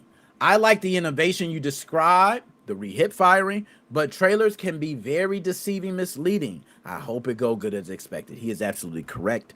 Trailers have been so misleading, so much so that some video game companies have been sued because the trailer did not look. And I want to say that was Watch Dogs 2. That actually used footage that was not ever in the game and did not look nothing like it. I may be some misinformation there, but I think I'm correct. So without further ado, let's get to the first one for Dude, I Got The Munchies. Yes, Munchies. We got to try to keep it, we're trying to keep a little bit of the algorithm, and a little bit, just a little bit, a smudge. Here we go. So I hope this plays correctly. Y'all let me know. Okay. So first up, all right, I got to put, hold on. Let me get my sounds right because I don't hear myself in my ear. I got to make sure I hear myself. There we go. First up, y'all, this is crazy. I didn't even know about it until now. But TikTok has a new viral food trend called Kool-Aid pineapples. People are taking pineapple spears, mixing the juice with Kool-Aid powder and extra sugar, and then letting the fruit soak until it turns bright red, blue, pink, whatever color you put in there that gets the most attention online, apparently. That's what people are doing. I ain't gonna lie, it looks beautiful. I don't know about looks delicious, because to me, it's like, when you start doing the juice, but it does look pretty interesting. And I already know it tastes good. Like, I can think about it tasting good. But that sugar, oh my goodness. Let's not pretend this is healthy anymore, okay? Let's just be honest with ourselves. You're getting pineapples, which is already a sweet, sugary fruit, okay? It's supposed to be a healthy option versus eating a damn Reese's peanut butter cup. And you now made it no longer a healthy option. At that point, the pineapple is candy fruit with texture. Now, I'm going to go ahead and, yes, good. Okay, let's go ahead and hit the loop with the video. All right, I wanted to make sure to get the video on the loop. But, yes, there is no sound. I didn't want the sound to play over me, but you see what they're doing. They're buying, I believe, members marks. I'm not sure if those are at Costco or Sam's Club. I think it's Sam's Club. But they're going ahead and taking those pineapples, as you can see on screen, putting sugar and packets of Kool-Aid in there. Now we have Chelsea with a no thanks to the Kool-Aid pineapples. Momo says, if you take a bite, you don't put it back into the water. Bravo, Momo. I got to give you that one. You get a can, you dig it. I think that's what makes it grossed out. Right? That's the part that makes it gross. When you take it out, do not put your crusty finger juice and all that back in there. That is disgusting. Matter of fact, like this one right here. You see how I fell back in there? Right? Hold on. I got to stop it right there. I'm not eating out that jar anymore. That jar, that is your jar, first of all. And I hate to be the one to do this. I know. I just got to do it. I can't stand those hairlines. Bro, I can't stand those hairlines. I got to say it. I don't know why they do the whole drawing on thing, and I don't know where that's at. Is that in Atlanta or something? I don't know. I don't know, bro. Just educate me. I'm out the loop. But I hate them hairlines. And then you got your fingers in the joint. And then you got the don't dap me up with them knuckles. Because I'm a, you know what I mean? But I'm not going to lie. The plate she got slamming. Got the whole Kool-Aid joint. All right. You know what I'm saying? I feel you. I feel you on that. But I just had to say, don't put your finger. Put some vodka in it. And it makes it hard fruit bites. My man Devin said diabetes heart attack drink. Now look, he did it with cherry and pineapples. That is interesting. That is interesting. But he's right. You put some vodka in it, make it. Now I ain't gonna lie. If you make a little alcoholic drink, that is an interesting party dessert, right? Like, hey guys, these are loaded with vodka and something else. So each one you eat, but vodka's strong. You know what I'm saying? You're gonna be like, I could imagine your face with some vodka. Oh my goodness. But that's the how do y'all feel about the Kool-Aid pineapples? That's the Kool-Aid pineapples. Things look delicious, man. I can't even lie to you. They do look delicious. Like, but I know it's a heart attack waiting to happen. Why would I do that to myself? It would be idiotic to just do that to myself. Let's move on to the next one. All right. Oh, I got to take this one away. Why didn't you replace it? Remove. There we go. So this one, I'm not going to lie, looks delicious. Panda Express is launching a new Cantonese barbecue brisket for the summer. And I'm not going to lie, y'all, my fat boy jeans kicked in. All right, I ain't gonna lie. I like the real Chinese joint, you know what I'm saying? But occasionally when, you know, I hit the Panda for the American version. You feel me? All right. This Cantonese barbecue brisket, it's slow cooked brisket, seared in a char siu style glaze with flavors like soy sauce, fermented soybean paste, mirin, and sesame oil. I hope I got those ingredients correct because I don't know how to pronounce most of that shit. I'm gonna be honest. But they're saying 44 grams of protein, y'all, which makes it one of the biggest items they have put on the menu, period. And I'm interested. Okay, I'm all in. I'm not gonna cap.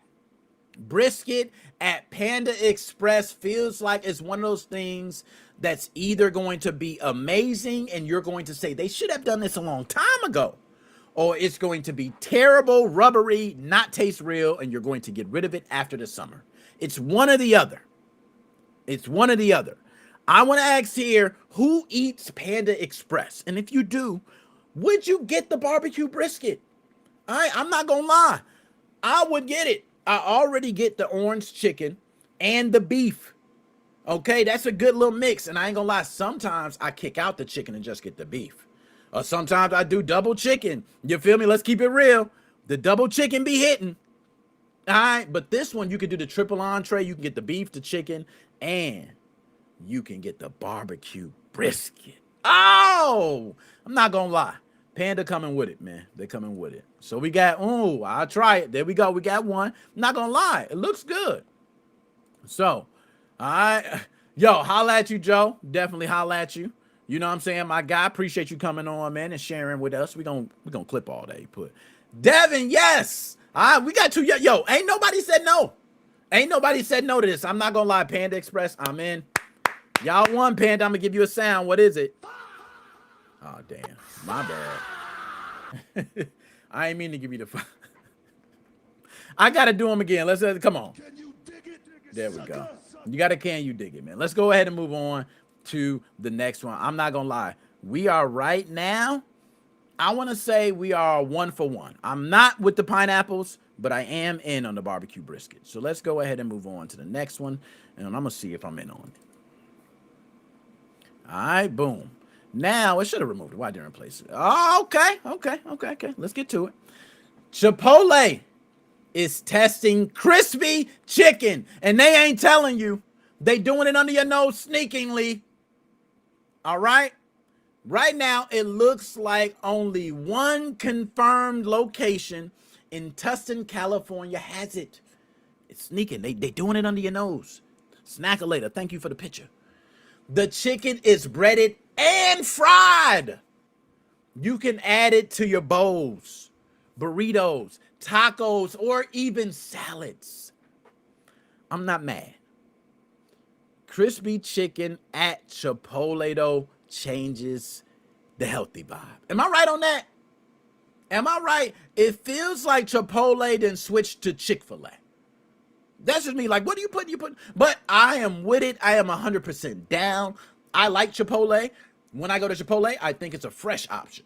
That's why I go there. I typically go, yo, something fresh, something that's going to clean me out. I'm going to be on the toilet within the hour. I love that stuff, right? If you ever want to clean yourself out, trust me, get a burrito from Chipotle. Get rice, beans, all that. You will clean that colon quick. All right? It goes in just as fast as it goes out. Crispy chicken fried in a bowl, in a burrito, in a Chipotle. My bad, that was the wrong button again, man. I got to do you something better. Chipotle, you get the Wolfpack music. You get the Wolfpack music, of course. That is delicious. We got it. Chipotle is so gross now. No thanks. Chipotle, when Chipotle get gross? When it get gross, did y'all let me know? Chipotle has been, it's been delicious. You know what I mean? I don't know. Somebody let me know. Maybe you went to the wrong Chipotle. We gotta get you to a better Chipotle. You know what I mean? Chipotle, you can't be, hey man, Chipotle. Salad looks good or for a taco. I'm not gonna lie. That looks great for a taco. That looks delicious for a taco. Salad too. I think if you're a salad person, having these, even just getting these on the side and adding them to your salad would be a nice plus. So, we in or we out. We got a you know what I mean? I feel you. I'm in. I'm all in with this one, man. So we 2 for 1 right now. Let's go ahead and move on to the next one. I gotta say, okay, without antibiotics and free of artificial, come on, sounds like EU meat.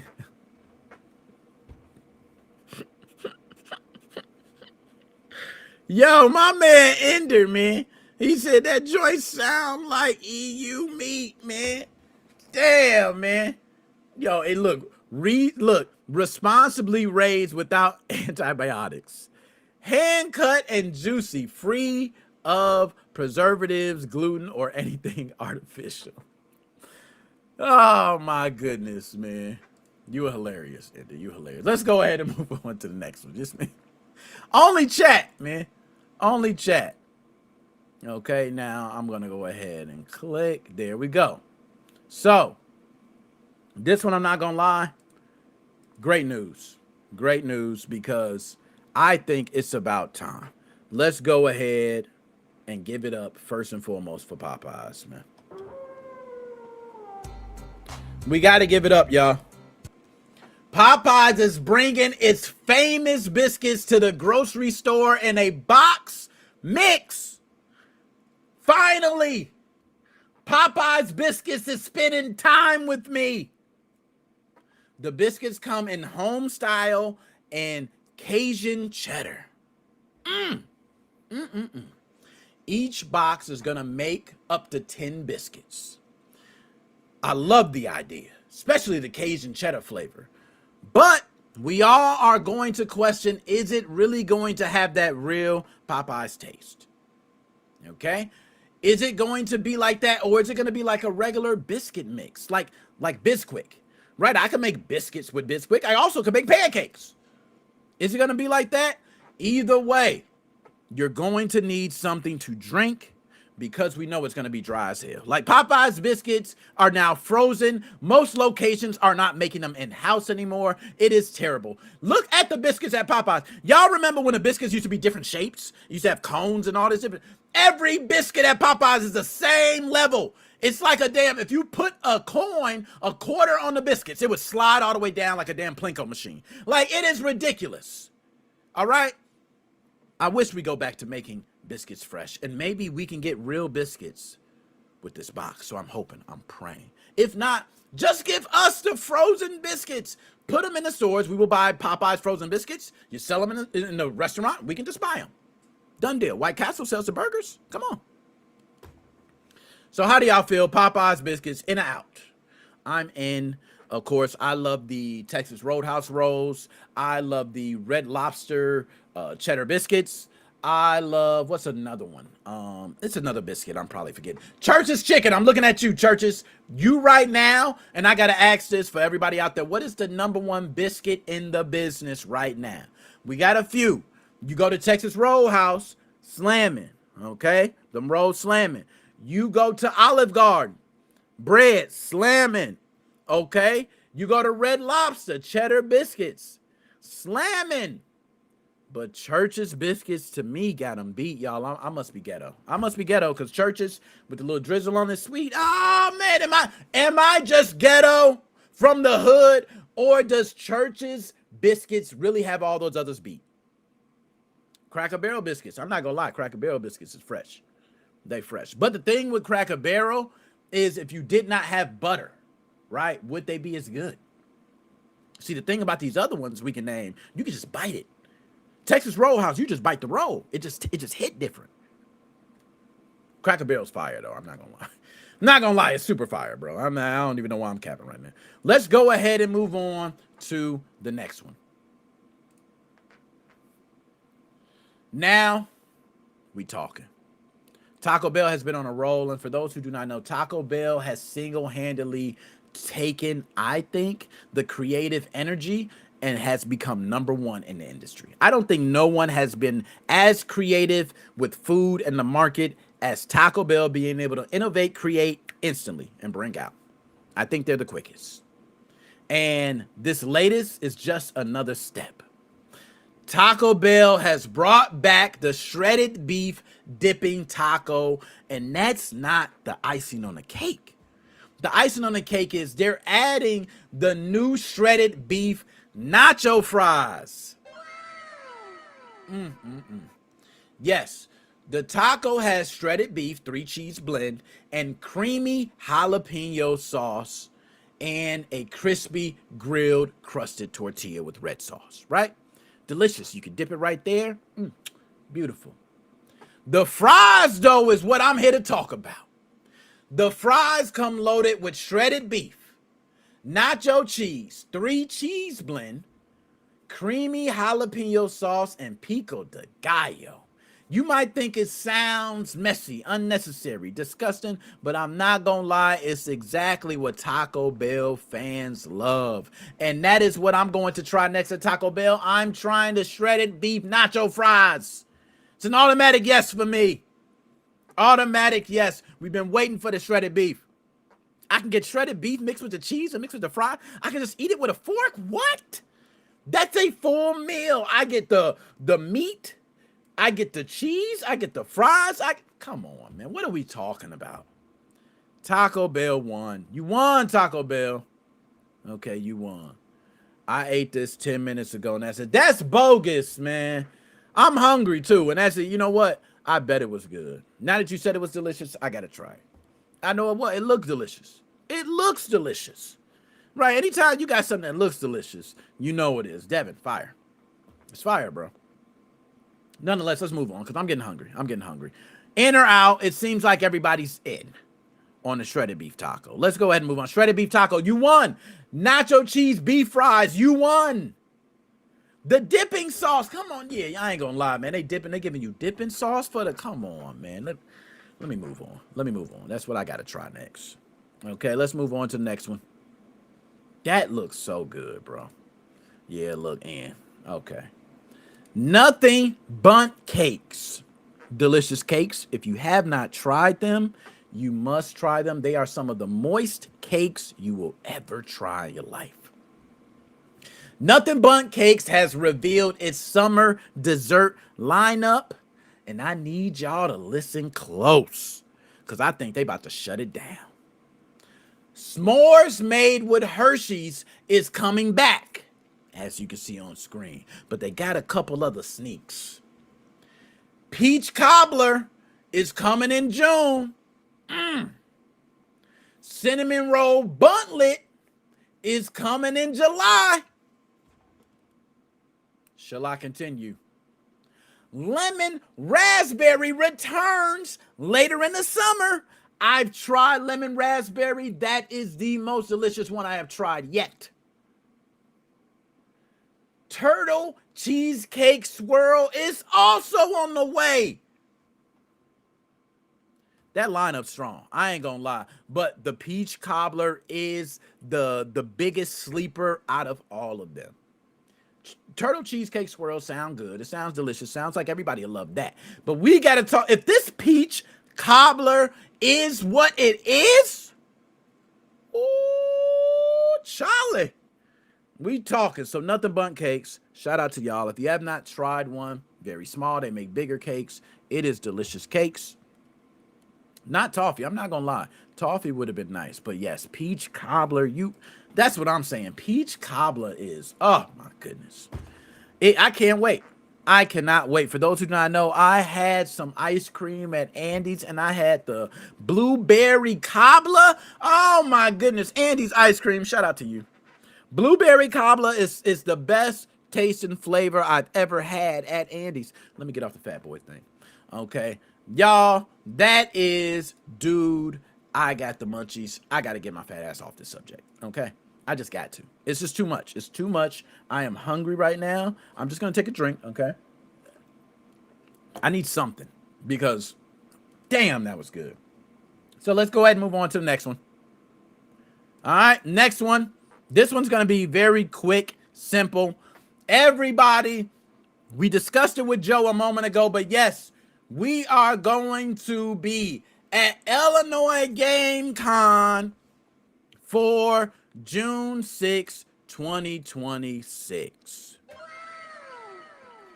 Yes, we will be there, y'all. I need y'all. If you are in the Bloomington area of Illinois, I need you to check your boy out. All right? We are doing multiple interviews. We are doing, we did the Choose Your Fate. What is the best game of all time? Worst game of all time? What is your favorite RPG? What's your favorite shooter? We are going to be questioning everybody, but we will have one long form video, which actually two, excuse me, because we will have the Illinois Game Con video, but that's separate. We will be doing Finding the Smartest Gamer. All right. So you'll see a lot of those clips, but we'll have the long form video of that. But let's talk about Illinois Game Con because a lot of people do not know. I ain't gonna lie. I don't know much about Illinois Game Con. This will be my first time ever attending. So I have no idea what to expect, but I'm going to pull up some things and I want to see real fast. So one thing I want to do is pull up the website. We can take a look together, right? At the website so everybody can know time and everything. Screen share. Hopefully I got this right. I be screwing up stuff for real. I do all the time. There we go. Okay, as you can see on screen, Illinois Game Con, Bloomington, Illinois. This is where we are going to be on June 6th. We will be doing live content. We will be taking all strong opinions of video games. We are going to be shaking ish up when we get there. So you see it's about video game, console, and trading card vendors, regional artists, free-to-play retro game room. We will be playing games. We'll be looking at that. There's also tournaments and more. It's going to be next Saturday, or the Saturday coming up, I should say, June 6th at Interstate Center in Bloomington, Illinois. All right. And they got a bunch of things. Check out, tons of experience, yada, yada, yada. You can go to the website and check that. Dude right here, that caught me off guard, bro. Like yo, what is going on? All right, let me get off this, man. Let me get off this. It's just looking crazy. All right, Jurassic Great Local Food. Okay. So you see the event, early access pass if you want it. A lot of different things going on. That is not the main thing I wanted to cover.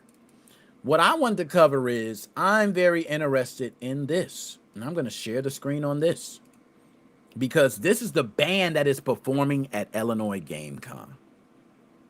And I'm very curious about this band because I want an interview. And I wrote them. I don't know if they wrote, I got to check out and see if they wrote back. If they did, hey, cool. But Arc Impulse, they actually are going to be performing. And if you notice, they perform nothing but video game. music. I never knew that, right? I didn't even know this was a subculture, right? So we're going to hit something, hopefully.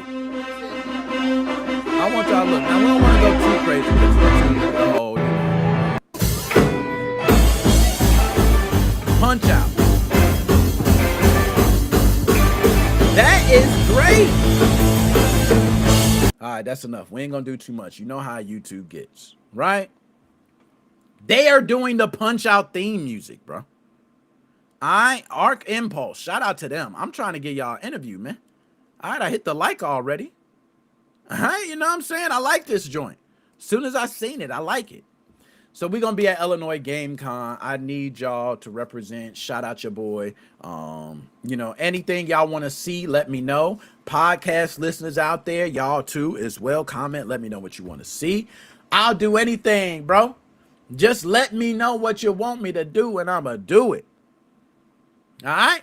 Not like that, though. I ain't doing nothing crazy. Like, that sounds like some pause-worthy shit. Let's get some things straight. All right? I mean, as far as real content towards gaming, we ain't doing nothing crazy. But, yes, it is next week. So, if you are at Illinois Game Con, if you are, holla at your boy. Okay? Nothing further. Shout out Illinois Game Con. And, yo, I want to say, do they have any... Let's see. I think they did have a video just so we can watch the video. I ain't going to do y'all like that, Illinois Game Con. I'll give y'all a little light, right? Because that was kind of quick. I did go over everything pretty quick. They do have a video, a trailer. Let's play the trailer. Illinois Game Con trailer, right? They got like a trailer. There we go. The wait is over. Here we go. So I'm going to play the sound. Let's see if you can hear this. I'm going to share the screen. One moment. Whew. Well, hey there, little guys. What's that? The Illinois Game Con is happening today?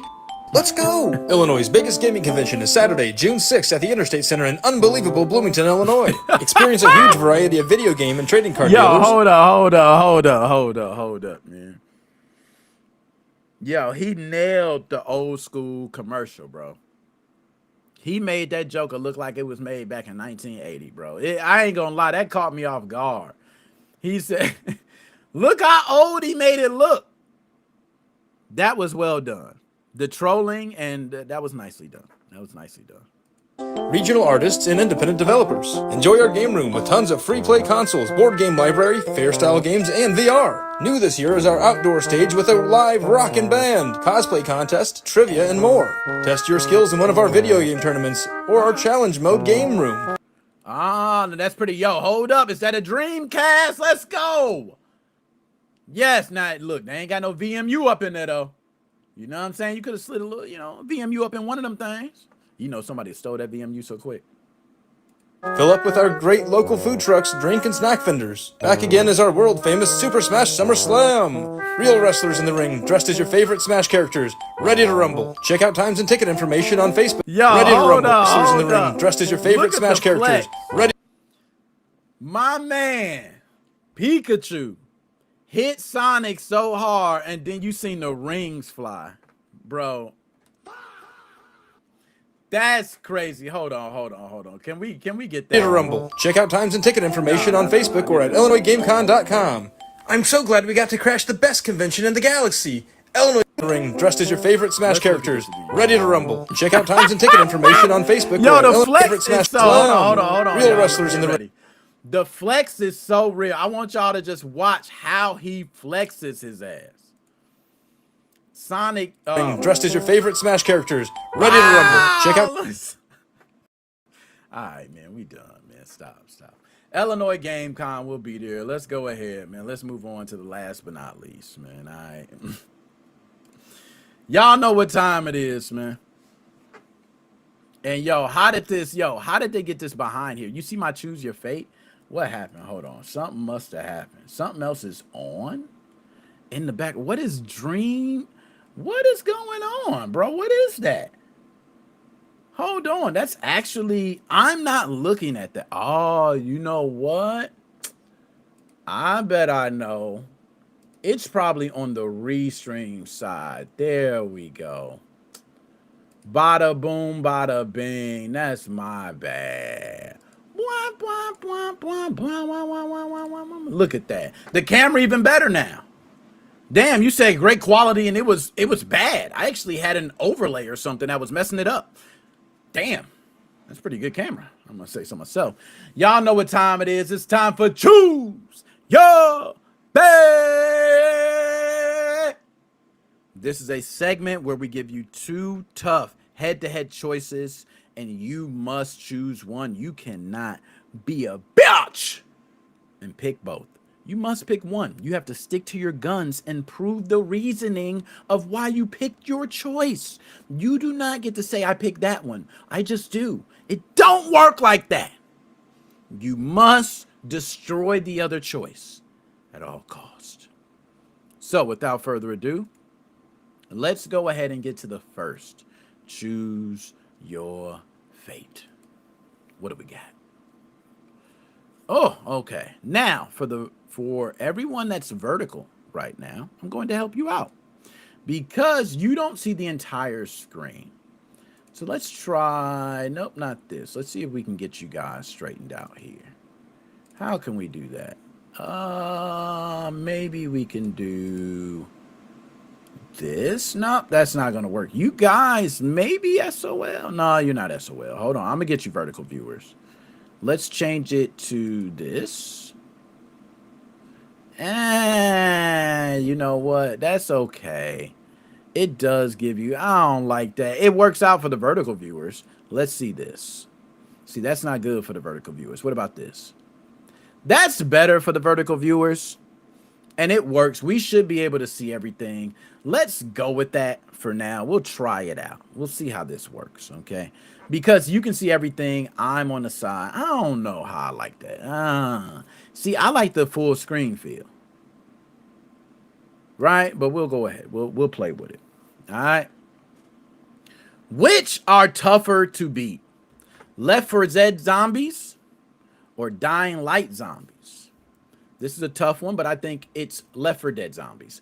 Left 4 Dead zombies come by the hundreds. It is no stopping them. Dying Light, I know it's a lot of zombies, and the way they move, they take a lot of hits. Have you played hard mode and all that stuff? But I'm sorry, Left 4 Dead zombies are infamous for taking you out. They're infamous for you not moving ahead and getting destroyed. Left 4 Dead, you better keep moving and get to the end, or zombies will win. It is one of those games where you can have 4 guys who are great at the game and still lose because the amount of zombies are overwhelming. So I just have to say, regardless of how tough Dying Light zombies are, Left 4 Dead zombies, then you forgot, you got the tank, right? You got the, what is it? The boomer, I think it is. You got the other. So you got different zombies. I think this is an easy choice. I think it's Left 4 Dead zombies. Final answer for me. All right. Now, I'm not going to lie, a little biased. I love Left 4 Dead. Dying Light, I haven't played much. That's why, right? I've seen the zombies. I haven't experienced the zombies. Left 4 Dead, I experienced the zombies. But I had to say that at the end. Okay, let's go ahead and get to the chat. Devin, I go for Dying Light. I played a lot of Left 4 Dead 2. All those zombies are like feathers. Now, that's one thing that's true. But then when you get the zombies coming with the tank, mixed with the thing, what's the thing that grab you up? Mixed with the thing that explode. Is that the boom? Mixed with all of it. Then it get a little tougher, you know what I'm saying? But I feel you. Let me take off the caption too. I forgot I got the caption for Illinois Game Con.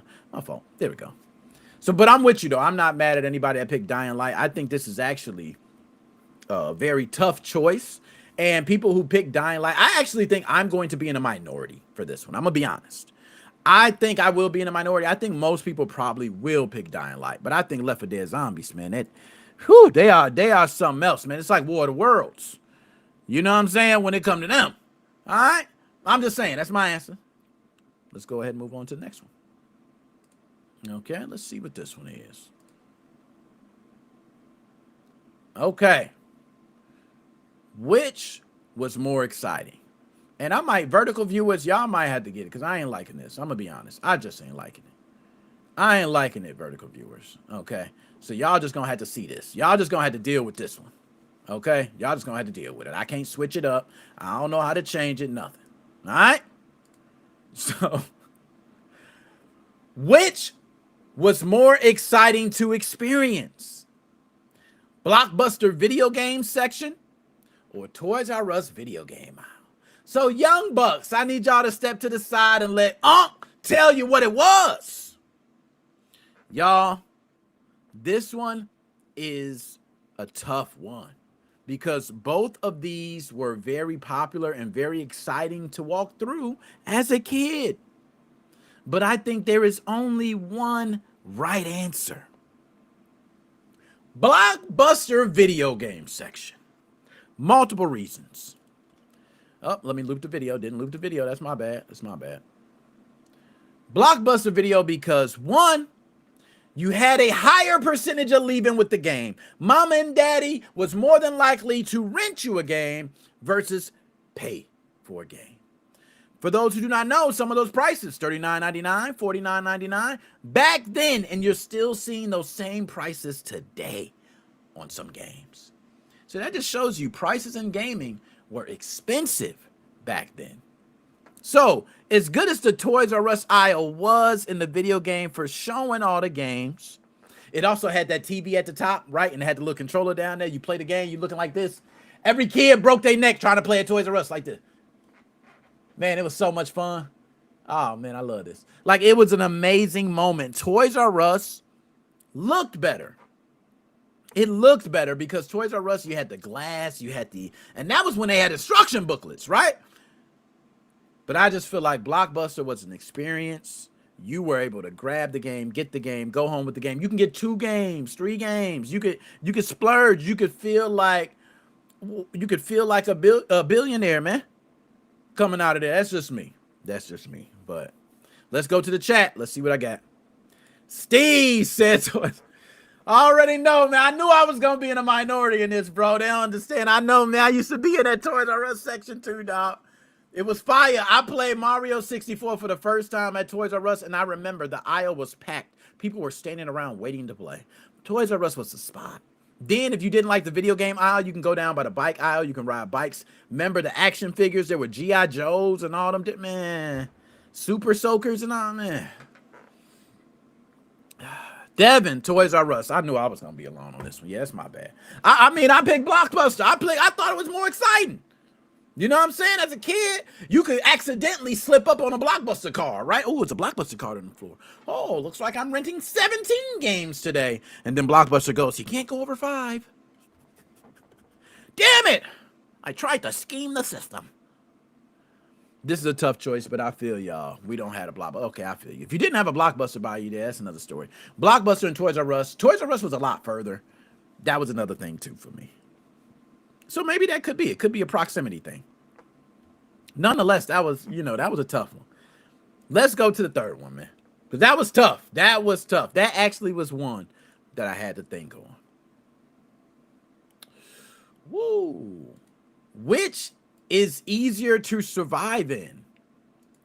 Rapture from BioShock or the USG Ishimura from Dead Space? I don't even know if I pronounced that correct because I didn't even know what the hell that was named in Dead Space. I just know this is an easy answer. I don't even think this is tough. I think this is a no-brainer. I think if you pick the other one, you're crazy. Rapture. Of course, Rapture is easier to survive in. Rapture, at least I can go hide in a corner, just come out when I need some food, stay close to a vending machine. All I got to do is listen for when Big Daddy come around, I go around the corner. You know what I'm saying? That's it. That's all I got to do. You know what I'm saying? Stay to myself. I can get a room and lock myself in that room and have some food and everything in Rapture. I'm good. On the USG Ishimura, them things popping out the ceiling, popping out the ground, out of vents. You not safe nowhere. You're in the middle of space in a spaceship. Bro, ain't nothing scarier. I would rather be underwater feeling like I'm not underwater than to be in a spaceship feeling claustrophobic, not knowing if I'm going to be food. Very easy choice. It is a lot easier to survive in Rapture than it would be to survive on the USG. Period. Now let me get to the chat. Okay. Devin, BioShock. I agree, man. I don't even think it's close, man. Rapture. And for those who do not know, Rapture to me is one of the most beautiful worlds created in a video game. It's very hard to create a world and to create something new and to make it feel real. Very difficult. BioShock to me, best game, single player, first person shooter of all time. That is me. I am one. I hope I'm not the only one with that. Underwater city, then in space. I agree. That's kind of how I am. Like underwater city first. Space is the next thing. Like, that's the next scariest. That's just kind of how it goes. So, that, I think I did good. All right, I ain't mad. I think I did good on that one. All right, let's go ahead and move on to the next one. I don't think that one was too bad. All right, let's go. Hold on. What the heck is going on? Oh, I'm wondering why it's showing different ones. Okay, there we go. So, woo, okay. Under the sea.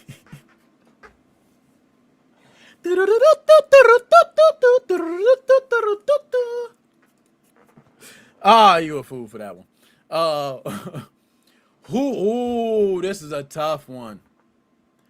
Who wins in a battle? Pyramid Head from Silent Hill or Mr. X, Resident Evil 2? I'm going to try to take some things into account for this one. Mr. X is a super abnormal strength being. I don't think Pyramid Head is going to stand a chance with that. But from my understanding, Pyramid Head cannot die at all. So for that fact alone, Pyramid Head wins. Can't die. If we're, hold on, cut the loop on, can't do it. So if Pyramid Head cannot die, my mind has to say Pyramid Head has to win this battle. If we're talking about supernatural, right? If you want to X out the supernatural, cool. Go ahead and put Mr. X in there. Gotcha. But we talking to fight 1-to-1, who they is to who they is. Pyramid Head! And big shout out to Peter, man. Peter, dap me up, Hairy Knuckles and all, man. For the follow, man. We got to dap my man up. Everybody, every time you follow and share the content, thank y'all, man. I appreciate y'all. We got multiple platforms, too. We're live on multiple platforms. I'm going Pyramid Head. There is no way that Pyramid Head is going to lose this battle to Mr. X. Pyramid Head is going to get beat to a pulp for a long time. But as the demonic entity that Pyramid Head is, will be allowed to come back and will continue to fight. Mr. X will eventually become weaker and weaker after these fights, after he takes a couple hits. And eventually Pyramid Head will win. That is my answer. What do y'all think? I'm curious to know. All right. So that Pyramid Head gets me. Mr. X is smarter though. I ain't gonna lie, you know, every bone in me wants to pick Mr. X. Like I ain't gonna lie, it was hard for me to answer that one with the heart. Okay? And versus the mind. Like I was really struggling. I wanted to just go with Mr. X. Come on, Mr. X is beating the hell out of Pyramid Head. But if Pyramid Head can't die, and somebody can correct me on that if I'm wrong, but if Pyramid Head can't die, Pyramid Head is strong too. We ain't gonna act like Pyramid Head a weakling, but Mr. X is just a beast. All right, we ain't gonna underestimate Mr. Beast. Mr. Beast.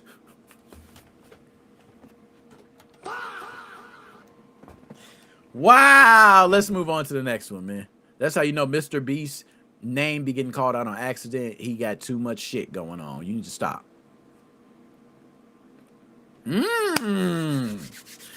Tasty. This is very easy. I shouldn't even have to read this for everybody to have their answer.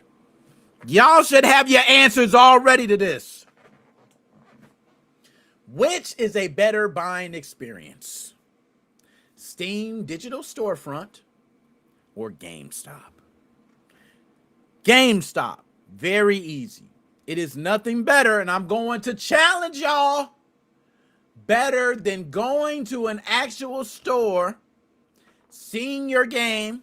Back in the day, we used to be able to demo our game. Right? We used to be able to learn about the game from the person there. And we used to have comparison games. We also would know about games coming out in the future to know if we need to buy a game currently.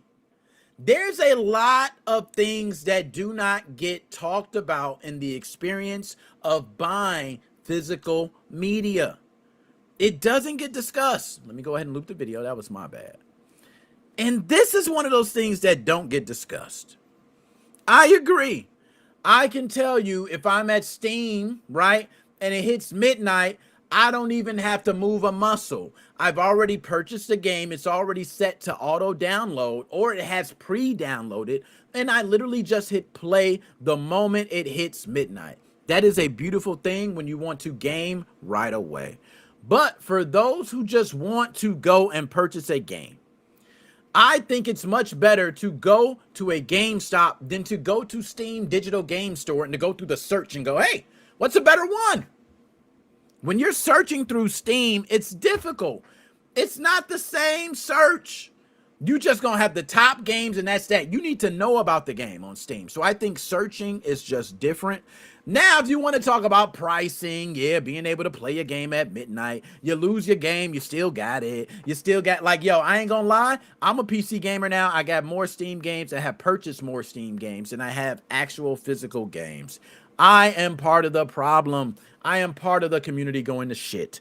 I will admit it, okay? But the reality is, I still miss going into GameStop and purchasing my games. It's just now you get better deals digitally now. So like, what's the point almost? They're pushing you to digital.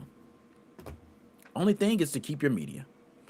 So let me go ahead and get to the chat. GameStop with no line. I ain't gonna lie, that's a problem with GameStop too. If GameStop got a line, you know, GameStop spend the time. Right? Unless they just, you know, some of these GameStop folks, they don't know nothing about the games, man. They just ring you up and be like, okay, yeah, you know, we got a discount. Do you want to purchase a game, you know, Game Informer subscription? And well, Game Informer's dead. What do you do now, GameStop? Like, honestly, because you don't have Game Informer died, right? Like, what is the deal? I think you should just spend everything on bring in stuff and we'll buy it from you. And you just become a new buy and sell business. You partner with eBay. All right. And then you expand GameStop. I think that is your best thing, and lean into retro gaming, right? Start leaning into Ambernick devices and all those things. Like, you could totally pivot and be fine, GameStop. I just think you're stupid by going the way you're going. Like, you are so dumb. GameStop, I just have to give a rant for a couple seconds. The way you are going is so stupid, and you will do nothing but go down. You have done nothing new. There is nothing you're doing that I have liked. I mean, you don't even really throw tournaments for games. What do you do? Local mom and pops do way better than you do. All you have to do is a GameStop. If you're a manager of a GameStop, throw a local tournament, charge $100 for the winner. People will show up. Okay? Like, you can do many different things. Why don't the CEO just speak with eBay, right? And link up? Why don't y'all do a merger? Better yet, why don't you just speak to Ambernick and other places and come up with a deal where they can get their devices in there? People who want to play retro games, which is a huge field right now, they can lean into that. They can go into a GameStop versus having to go online to buy my Ambernick, right? Like, these are things you can lean into. People don't want to have to order their devices from overseas. They would love to get it right here, and you could be the staple front for that. But you're not going to do it. You're going to do nothing. That's what you're doing. So, nonetheless, that's my rant. And that is choose your fate.